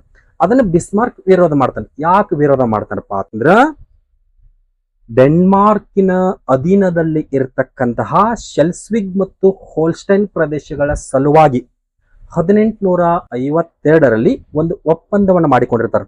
ಯಾವಾಗ್ರಿ, 1852ರಲ್ಲಿ. ಆ ಒಪ್ಪಂದವನ್ನು ನಾವು ಲಂಡನ್ ಒಪ್ಪಂದ ಅಂತ ಕರಿತೀವಿ. ಹೀಗಾಗಿ ಲಂಡನ್ ಒಪ್ಪಂದದ ಅನ್ವಯವಾಗಿ ಡೆನ್ಮಾರ್ಕಿನ ಅಧೀನದಲ್ಲಿ ಇರತಕ್ಕಂತಹ ಶೆಲ್ಸ್ವಿಗ್ ಮತ್ತು ಹೋಲ್ಸ್ಟೈನ್ ಪ್ರದೇಶಗಳನ್ನ ಡೆನ್ಮಾರ್ಕ್ ಏನ್ ಮಾಡ್ಬೇಕ್ರಿ, ಕೇವಲ ಮೇಲ್ವಿಚಾರಣೆಯನ್ನ ಮಾತ್ರ ಮಾಡ್ಬೇಕು. ಅದರ ಹೊರತಾಗಿ ಆ ಎರಡೂ ಪ್ರದೇಶಗಳ ಮೇಲೆ ಯಾವುದೇ ಬಲವಂತದ ಕ್ರಮವನ್ನ ಕೈಗೊಳ್ಳುವಂತಿಲ್ಲ. ಹೀಗೆ ಈ ರೀತಿಯಾಗಿ ಲಂಡನ್ ಒಪ್ಪಂದದ ಮುಖೇನವಾಗಿ ಶೆಲ್ಸ್ವಿಗ್ ಮತ್ತು ಹೋಲ್ಸ್ಟೈನ್ ಪ್ರದೇಶಗಳ ಮೇಲ್ವಿಚಾರಣೆಯನ್ನ ಮಾತ್ರ ಯಾರಿಗೆ ಬಿಟ್ಟು ಕೊಟ್ಟಿರ್ತಾರ್ರಿ, ಡೆನ್ಮಾರ್ಕ್ಗೆ ಬಿಟ್ಟು ಕೊಟ್ಟಿರ್ತಾರ. ಆದ್ರ 7ನೇ ಫ್ರೆಡರಿಕ್ಕನ ಮರಣಾನಂತರ ಬಂದಂತಹ ಈ 9ನೇ ಕ್ರಿಶ್ಚಿಯನ್ 1863ರಲ್ಲಿ ತನ್ನ ಮೇಲ್ವಿಚಾರಣೆಗೊಳಪಟ್ಟಂತಹ ಆ ಎರಡೂ ಪ್ರದೇಶಗಳನ್ನ ಯಾವ್ರಿ, ಶೆಲ್ಸ್ವಿಗ್ ಮತ್ತು ಹೋಲ್ಸ್ಟೈನ್ ಪ್ರದೇಶಗಳನ್ನ ಏನ್ ಮಾಡ್ತಾನಪ್ಪ ಅಂದ್ರ ಕೇವಲ ಮೇಲ್ವಿಚಾರಣೆಯನ್ನ ಮಾಡದೆ ಅವುಗಳನ್ನ ಡೆನ್ಮಾರ್ಕಿನಲ್ಲಿ ವಿಲೀನೀಕರಣಗೊಳಿಸಲಿಕ್ಕೆ ಪ್ರಯತ್ನ ಪಡ್ತಾನೆ. ಇದನ್ನ ಯಾರು ವಿರೋಧಿಸ್ತಾರ್ರಿ, ಬಿಸ್ಮಾರ್ಕ್ ವಿರೋಧಿಸ್ತಾನೆ. ಹೀಗಾಗಿ ಈ ಒಂದು ಹಿನ್ನೆಲೆಯಲ್ಲಿ ಬಿಸ್ಮಾರ್ಕ್ ಏನ್ ಮಾಡ್ತಾನಪ್ಪ ಅಂದ್ರ ಡೆನ್ಮಾರ್ಕಿನೊಂದಿಗೆ ಯುದ್ಧವನ್ನು ಕೈಗೊಳ್ತಾನೆ. ಹಾಗಾದ್ರ ಆ ಯುದ್ಧ ಯಾವ ರೀತಿಯಾಗಿ ಆರಂಭವಾಯ್ತು ಅನ್ನೋದು ನೋಡಾದ್ರ 1863ರಲ್ಲಿ ಲಂಡನ್ ಒಪ್ಪಂದವನ್ನ ಉಲ್ಲಂಘಿಸಿ 9ನೇ ಕ್ರಿಶ್ಚಿಯನ್ ಈ ಶೆಲ್ಸ್ವಿಗ್ ಮತ್ತು ಹೋಲ್ಸ್ಟೈನ್ ಪ್ರದೇಶಗಳನ್ನ ತನ್ನಲ್ಲಿ ವಿಲೀನೀಕರಣಗೊಳಿಸಲಿಕ್ಕೆ ಪ್ರಯತ್ನ ಪಟ್ಟಾಗ ಹೋಲ್ಸ್ಟೈನ್ ಪ್ರಾಂತ್ಯದಲ್ಲಿ ಕಂಡು ಬರ್ತಕ್ಕಂಥ ಜನರು ಏನ್ ಮಾಡ್ತಾರಪ್ಪ ಅಂದ್ರ ಅವನನ್ನ ವಿರೋಧಿಸ್ತಾರೆ. ಯಾಕೆ ವಿರೋಧಿಸ್ತಾರಪ್ಪ ಅಂತಂದ್ರ ಹೋಲ್ಸ್ಟೈನ್ ಪ್ರದೇಶದಲ್ಲಿ ಕಂಡು ಬರ್ತಕ್ಕಂಥ ಸುಮಾರು ಅಂದ್ರ ಅಂದಾಜಾಗಿ ಹೇಳೋದ್ರ ಸುಮಾರು 5 ಲಕ್ಷ ಜನಸಂಖ್ಯೆ ಇರತಿ. ಆ 5 ಲಕ್ಷ ಜನಸಂಖ್ಯೆಯಲ್ಲಿ ಸುಮಾರು 3 ಲಕ್ಷದಷ್ಟು ಕೇವಲ ಜರ್ಮನ್ ಜನಾಂಗದವರೇ ಇರ್ತಾರೆ. ಇನ್ನು ಉಳಿದಂತೆ ಸರಿಸುಮಾರು 1 ರಿಂದ 1.5 ಲಕ್ಷದಷ್ಟು ಮಾತ್ರ ಏನಾಗಿರ್ತಾರ್ರಿ ಡೇನರು ಅಥವಾ ಡೆನ್ಮಾರ್ಕಿನ ಜನಾಂಗದವರು ಇರ್ತಾರೆ. ಹೀಗೆ ಅತಿ ಹೆಚ್ಚಾಗಿ ಜರ್ಮನ್ ಜನಾಂಗದವರೇ ಇರ್ತಕ್ಕಂಥ ಪ್ರದೇಶಗಳನ್ನ 9ನೇ ಕ್ರಿಶ್ಚಿಯನ್ ತನ್ನ ದೇಶದಲ್ಲಿ ಅಂದ್ರೆ ಡೆನ್ಮಾರ್ಕಿನಲ್ಲಿ ವಿಲೀನೀಕರಣಗೊಳಿಸಲಿಕ್ಕೆ ಪ್ರಯತ್ನ ಪಟ್ಟಾಗ ಅದನ್ನ ಹೋಲ್ಸ್ಟೈನ್ ಮತ್ತು ಶೆಲ್ಸಿಕ್ ಪ್ರಾಂತ್ಯದ ಜನರಾಗಿರ್ಬೋದು ಮತ್ತು ಬಿಸ್ಮಾರ್ಕ್ ಆಗಿರ್ಬೋದು ಇವರೆಲ್ಲರೂ ಏನ್ ಮಾಡ್ತಾರಪ್ಪ ಅಂದ್ರೆ ವಿರೋಧ ಮಾಡ್ತಾರೆ. ಹೀಗೆ ಈ ವಿರೋಧದ ಹಿನ್ನೆಲೆಯಲ್ಲಿ ಯುದ್ಧ ಆರಂಭಕತಿ. ಯುದ್ಧ ಆರಂಭವಾಗಕ್ಕಿಂತ ಮುಂಚೆ ಬಿಸ್ಮಾರ್ಕ್ ಏನ್ ಮಾಡ್ತಾನಪ್ಪ ಅಂದ್ರೆ ತನ್ನ ಒಂದು ಚತುರ ನೀತಿಯನ್ನ ಅನುಸರಿಸ್ತಾನೆ. ಯಾವ ರೀತಿಪ್ಪ ಅಂದ್ರೆ ನಾನು ನೇರವಾಗಿ ಡೆನ್ಮಾರ್ಕಿನೊಂದಿಗೆ ಯುದ್ಧವನ್ನ ಕೈಗೊಂಡ್ರ ಆ ಸಮಯಕ್ಕೆ ಡೆನ್ಮಾರ್ಕಿನ ಸಹಾಯಕ್ಕೆ ಯಾವುದಾದರೂ ರಾಷ್ಟ್ರಗಳು ಬರಬಹುದು. ಇದನ್ನ ಅರಿತಂತಹ ಬಿಸ್ಮಾರ್ಕ್ ಏನ್ ಮಾಡ್ತಾನಪ್ಪ ಅಂತಂದ್ರ ಆಸ್ಟ್ರಿಯಾದೊಂದಿಗೆ ಒಂದು ಒಳ ಒಪ್ಪಂದವನ್ನು ಮಾಡಿಕೊಳ್ತಾನೆ. ಏನಂತ ಮಾಡಿಕೊಳ್ತಾನಪ್ಪ ಅಂದ್ರ ನಾನು ಡೆನ್ಮಾರ್ಕಿನೊಂದಿಗೆ ಯುದ್ಧವನ್ನ ಕೈಗೊಳ್ಳುವನಿದ್ದೇನೆ. ಆ ಯುದ್ಧವನ್ನ ಕೈಗೊಳ್ಳುವಾಗ ಆಸ್ಟ್ರಿಯಾ ನನಗೆ ಸೈನಿಕ ಸಹಾಯವನ್ನ ಮಾಡ್ಬೇಕು. ಹೀಗೆ ಸೈನಿಕ ಸಹಾಯ ಮಾಡಿದ್ದೆ ಆದ್ರ ಡೆನ್ಮಾರ್ಕ್ ಅನ್ನ ಸೋಲಿಸಿದ ನಂತರ ಅದರಿಂದ ಬಂದಂತಹ ಪ್ರದೇಶಗಳನ್ನ ನಾವಿಬ್ಬರು ಹಂಚಿಕೆ ಮಾಡಿಕೊಳ್ಳೋಣ ಎನ್ನುವಂತಹ ಒಂದು ಒಳ ಒಪ್ಪಂದವನ್ನ ಮಾಡಿಕೊಂಡಿರ್ತಾನೆ. ಹೀಗೆ ಆಸ್ಟ್ರಿಯಾದೊಂದಿಗೆ ಒಳ ಒಪ್ಪಂದವನ್ನ ಮಾಡಿಕೊಂಡ ನಂತರ ಬಿಸ್ಮಾರ್ಕ್ ಏನ್ ಮಾಡ್ತಾನಪ್ಪ ಅಂತಂದ್ರ ಈ ಡೆನ್ಮಾರ್ಕಿನೊಂದಿಗೆ ಯುದ್ಧವನ್ನು ಕೈಗೊಳ್ತಾನು. ಜೊತೆಗೆ ಈ ಸಂದರ್ಭದಲ್ಲಿ ಡೆನ್ಮಾರ್ಕಿಗೆ ಯಾವುದೇ ರಾಷ್ಟ್ರ ಸಹಾಯಕ್ಕಿರುವುದಿಲ್ಲ. ಹೀಗಾಗಿ ಡೆನ್ಮಾರ್ಕ್ ಈ ಸಂದರ್ಭದಲ್ಲಿ ಬಿಸ್ಮಾರ್ಕ್ ನೋಡೋಣ ಏನಾಗತ್ತಪ್ಪ ಅಂದ್ರ ಏಕಾಂಗಿಯಾಗಿ ಹೋರಾಟಕ್ಕೆ ಬರುತ್ತೆ. ಹಾಗಾದ್ರೆ ಆ ಹೋರಾಟ ಯಾವ ರೀತಿಯಾಗಿ ಆರಂಭವಾಯಿತು ಅನ್ನೋದು ನೋಡೋದಾದ್ರೆ ಒಂದು ಕಡೆ ಆಸ್ಟ್ರಿಯಾದೊಂದಿಗೆ ಒಳ ಒಪ್ಪಂದವನ್ನು ಮಾಡಿಕೊಳ್ತಾನೆ. ಹೀಗೆ ಒಳ ಒಪ್ಪಂದವನ್ನು ಮಾಡಿಕೊಂಡಂತ ಬಿಸ್ಮಾರ್ಕ್ 9ನೇ ಕ್ರಿಶ್ಚಿಯನ್ನನಿಗೆ ಒಂದು ಆದೇಶ ಹೊರಡಿಸ್ತಾನೆ. ಏನಂತ ಹೊರಡಿಸ್ತಾನಪ್ಪ ಅಂದ್ರೆ ಇನ್ನು 48 ಗಂಟೆಯೊಳಗೆ ಶೆಲ್ಸ್ವಿಗ್ ಮತ್ತು ಹೋಲ್ಸ್ಟೈನ್ ಪ್ರದೇಶಗಳನ್ನ ಬಿಟ್ಟು ಕೊಡಬೇಕಂತ ಆದೇಶ ಹೊರಡಿಸ್ತಾನೆ. ಯಾರೀ ಬಿಸ್ಮಾರ್ಕ್. ಯಾರಿಗೆ? 9ನೇ ಕ್ರಿಶ್ಚಿಯನಿಗೆ. ಆದ್ರೆ ಈ ಸಂದರ್ಭದಲ್ಲಿ ಬಿಸ್ಮಾರ್ಕ್ ಏನ್ ಗೊತ್ತಿರತ್ತೆ ನನ್ನ ಆದೇಶ ಅವ ಪಾಲಿಸುವುದಿಲ್ಲ ಅಂತಾನು ಗೊತ್ತಿರತ್ತೆ. ಆದರೂ ಕೂಡ ಅವ ಯುದ್ಧ ಮಾಡಬೇಕಾಗಿತ್ತು. ಈ ಕಾರಣಕ್ಕಾಗಿ 9ನೇ ಕ್ರಿಶ್ಚಿಯನ್ನ ಅಧೀನಕ್ಕೆ ಒಳಪಟ್ಟಂತಹ ಶೆಲ್ಸ್ವಿಗ್ ಮತ್ತು ಹೋಲ್ಸ್ಟೈನ್ ಪ್ರದೇಶಗಳನ್ನ ಪಡೆದುಕೊಳ್ಳುವ ಸಲುವಾಗಿ ಬಿಸ್ಮಾರ್ಕ್ ಆಸ್ಟ್ರಿಯಾದೊಂದಿಗೆ ಒಳ ಒಪ್ಪಂದವನ್ನ ಮಾಡಿಕೊಂಡ ನಂತರ ಏನ್ ಮಾಡ್ತಾನ್ರಿ ಡೆನ್ಮಾರ್ಕಿಗೆ ಅಥವಾ 9ನೇ ಕ್ರಿಶ್ಚಿಯನ್ನಿಗೆ 48 ಗಂಟೆಗಳ ಒಂದು ಗಡುವನ್ನ ಕೊಡ್ತಾನೆ. 2 ದಿನಗಳ ಒಂದು ಗಡುವನ್ನ ಕೊಡ್ತಾನೆ. ಅಷ್ಟರೊಳಗ 9ನೇ ಕ್ರಿಶ್ಚಿಯನ್ ಏನ್ ಮಾಡ್ಬೇಕ್ರಿ ಅವೆರಡು ಪ್ರದೇಶಗಳನ್ನ ವಾಪಸ್ಬೇಕು. ಹೀಗೆ ಬಿಸ್ಮಾರ್ಕ್ 48 ಗಂಟೆಗಳ ಗಡುವನ್ನ ಕೊಟ್ಟರೂ ಕೂಡ 9ನೇ ಕ್ರಿಶ್ಚಿಯನ್ ಅದನ್ನ ಏನ್ ಮಾಡ್ತಾನ್ರಿ ತಿರಸ್ಕಾರ ಮಾಡ್ತಾನೆ ಅಥವಾ ಉಲ್ಲಂಘನೆ ಮಾಡಿಬಿಡ್ತಾನೆ. ಯಾವುದೇ ಕಾರಣಕ್ಕೂ ನಾನು ಆ ಪ್ರದೇಶಗಳನ್ನ ಬಿಟ್ಟು ಕೊಡುವುದಿಲ್ಲ ಅಂತ ಹೇಳಿದಾಗ ಆ ಸಮಯಕ್ಕೆ ಆಸ್ಟ್ರಿಯಾದ ಸಹಾಯ ಪಡೆದುಕೊಂಡಂತಹ ಬಿಸ್ಮಾರ್ಕ್ 1864ರ ಫೆಬ್ರವರಿಯಲ್ಲಿ ಏನ್ ಮಾಡ್ತಾನಪ್ಪ ಅಂದ್ರೆ ಡೆನ್ಮಾರ್ಕಿನ ಮೇಲೆ ದಾಳಿ ಮಾಡ್ತಾನೆ. ಹೀಗೆ 1864ರ ಫೆಬ್ರವರಿಯಲ್ಲಿ ಜಂಟಿ ಸೈನ್ಯ ಕೂಡಿಕೊಂಡು ಡೆನ್ಮಾರ್ಕಿನ ಮೇಲೆ ದಾಳಿ ಮಾಡ್ತಾವ. ಇಲ್ಲಿ ಜಂಟಿ ಸೈನ್ಯ ಅಂದ್ರೆ ಯಾವ್ರಿ ರಷ್ಯಾ ಮತ್ತು ಆಸ್ಟ್ರಿಯಾ ಈ ಎರಡೂ ದೇಶಗಳ ಒಟ್ಟಾರೆ ಸೈನ್ಯವನ್ನ ನಾವು ಜಂಟಿ ಸೈನ್ಯ ಅಂತ ಕರಿತೀವಿ. ಈ ಜಂಟಿ ಸೈನ್ಯದ ನೇತೃತ್ವ ಬಿಸ್ಮಾರ್ಕ್ ವಹಿಸಿರ್ತಾನೆ. ಹೀಗೆ ಬಿಸ್ಮಾರ್ಕ್ನ ನೇತೃತ್ವದಲ್ಲಿ ಕಂಡು ಬರ್ತಕ್ಕಂಥ ಈ ಜಂಟಿ ಸೈನ್ಯ 1864ರ ಫೆಬ್ರವರಿಯಲ್ಲಿ ಡೆನ್ಮಾರ್ಕಿನ ಮೇಲೆ ದಾಳಿ ಮಾಡಿದಾಗ ಆ ದಾಳಿಯಲ್ಲಿ ಬಲಿಷ್ಠ ಸೇನಾಬಲ ಹೊಂದಿರತಕ್ಕಂಥ ಬಿಸ್ಮಾರ್ಕ್ ಡೆನ್ಮಾರ್ಕಿನ ಸೈನ್ಯವನ್ನ ಸೋಲಿಸ್ತಾನೆ. ಹೀಗೆ ಸೋತಿರ್ತಕ್ಕಂತಹ ಡೆನ್ಮಾರ್ಕ್ ಏನ್ ಮಾಡತ್ತಪ್ಪ ಅಂತಂದ್ರ 1864ರಲ್ಲಿ ವಿಯೆನ್ನಾ ಎಂಬ ಒಪ್ಪಂದವನ್ನ ಮಾಡಿಕೊಳ್ಳುವ ಮುಖೇನ ತನ್ನ ಅಧೀನದಲ್ಲಿ ಇರತಕ್ಕಂತಹ ಶೆಲ್ಸ್ವಿಗ್ ಮತ್ತು ಹೋಲ್ಸ್ಟೈನ್ ಪ್ರದೇಶಗಳನ್ನ ಬಿಸ್ಮಾರ್ಕನಿಗೆ ಬಿಟ್ಟು ಕೊಡ್ತಾವ. ಒಟ್ಟಾರೆಯಾಗಿ 1864ರಲ್ಲಿ ಡೆನ್ಮಾರ್ಕ್ ಅನ್ನ ಸೋಲಿಸಿ ಸೋತಿರ್ತಕ್ಕಂಥ ಡೆನ್ಮಾರ್ಕ್ನೊಂದಿಗೆ ವಿಯೆನ್ನಾ ಒಪ್ಪಂದವನ್ನ ಮಾಡಿಕೊಳ್ಳುವ ಮುಖೇನ ಶೆಲ್ಸ್ವಿಗ್ ಮತ್ತು ಹೋಲ್ಸ್ಟೈನ್ ಪ್ರದೇಶಗಳನ್ನ ಪಡೆದುಕೊಳ್ತಾನು. ತದನಂತರದಲ್ಲಿ ಆಸ್ಟ್ರಿಯಾವನ್ನ ನೇರವಾಗಿ ಎದುರಿಸದೆ ಅದರೊಂದಿಗೆ ತಾತ್ಕಾಲಿಕವಾಗಿ ಮೈತ್ರಿಯನ್ನ ಮುಂದುವರಿಸ್ತಾನೆ. ಈ ಮುಂಚೆ ಮಾಡಿಕೊಂಡಂತಹ ಒಳ ಒಪ್ಪಂದದ ಅನುಗುಣವಾಗಿ ಡೆನ್ಮಾರ್ಕ್ ಅನ್ನ ಸೋಲಿಸಿದ ನಂತರ ಅಂದ್ರೆ 1865ರಲ್ಲಿ ಬಿಸ್ಮಾರ್ಕ್ ಏನ್ ಮಾಡ್ತಾನಪ್ಪ ಅಂತಂದ್ರ ಆಸ್ಟ್ರಿಯಾದೊಂದಿಗೆ ಗ್ಯಾಸ್ಟಿನ್ ಅಂತಕ್ಕಂಥ ಒಂದು ಒಪ್ಪಂದವನ್ನ ಮಾಡಿಕೊಳ್ತಾನೆ. ಯಾರೊಂದಿಗೆ ರೀ? ಆಸ್ಟ್ರಿಯಾದೊಂದಿಗೆ. ಈ ಮುಂಚೆ ವಿಯೆನ್ನಾ ಒಪ್ಪಂದ ಡೆನ್ಮಾರ್ಕಿನೊಂದಿಗೆ, ಆದ್ರೆ ಈ ಸಂದರ್ಭದಲ್ಲಿ ತನಗೆ ಸೈನಿಕ ಸಹಾಯ ನೀಡಿರ್ತಕ್ಕಂಥ ಆಸ್ಟ್ರಿಯಾದೊಂದಿಗೆ ಗ್ಯಾಸ್ಟಿನ್ ಅಂತಕ್ಕಂಥ ಒಪ್ಪಂದವನ್ನು ಮಾಡಿಕೊಳ್ತಾನು. ಹೀಗಾಗಿ ಆ ಒಪ್ಪಂದದ ಪ್ರಕಾರವಾಗಿ ಡೆನ್ಮಾರ್ಕಿನಿಂದ ವಶಪಡಿಸಿಕೊಂಡಂತಹ 2 ಪ್ರದೇಶಗಳ ಪೈಕಿ ಶೆಲ್ಸ್ವಿಗ್ ಅನ್ನ ತನ್ನ ವಶದಲ್ಲಿಟ್ಟುಕೊಂಡು ಹೋಲ್ಸ್ಟೈನ್ ಪ್ರದೇಶವನ್ನ ಏನ್ ಮಾಡ್ತಾನಪ್ಪ ಅಂತಂದ್ರ ಈ ಆಸ್ಟ್ರಿಯಾಗೆ ಬಿಟ್ಟು ಕೊಡ್ತಾನೋ. ಜೊತೆಗೆ ಆ ಸಂದರ್ಭದಲ್ಲಿ ಒಂದು ಕರಾರನ್ನು ಮಾಡಿಕೊಳ್ತಾರೆ. ಯಾವುದೇ ಕಾರಣಕ್ಕೂ ಈ ಒಂದು ಒಳ ಒಪ್ಪಂದದ ಕುರಿತಾಗಿ ಸಾರ್ವಜನಿಕವಾದಂತಹ ಹೇಳಿಕೆಯನ್ನ ನೀಡುವಂತಿಲ್ಲ.